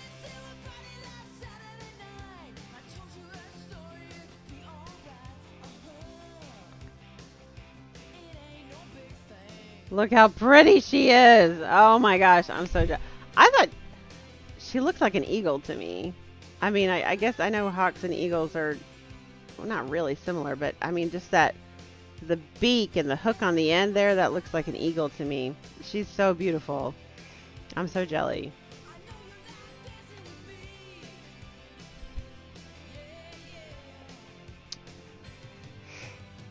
Yay, Cassie loved it. Oh, yes, what? You know it's normally 2 weeks difference between us and the UK in the spring? Like this year? Yes, we changed March 11th. They changed March. That's what I was just saying, that it's 2 weeks earlier. Is it going to be different? Then divide pi by infinity to 18 decimal points. Next year we changed March 10th. They changed March 31st. Oh, that sucks so bad. Oh. Oh my gosh, that sucks so bad. Because like I said, we have to move our show up an hour. because we have to accommodate the UK time change when on. Oh my God, that sucks. All right, guys. I'm going to get out of here. I'm going to put a link in the room. If you guys want to go over to iVlog and hang out, they're usually doing some fuckery over there. And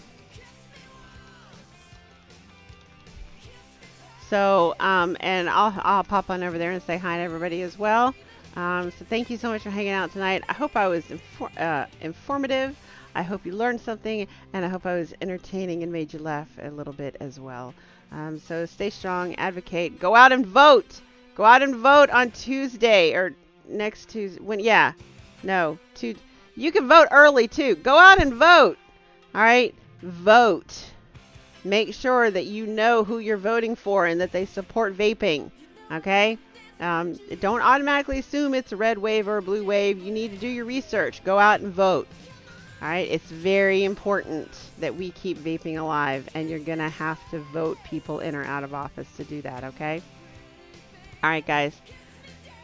Yeah, vote. Just vote, okay? Just vote. But if you want to keep vaping alive, you need to do your research. Call up the incumbents.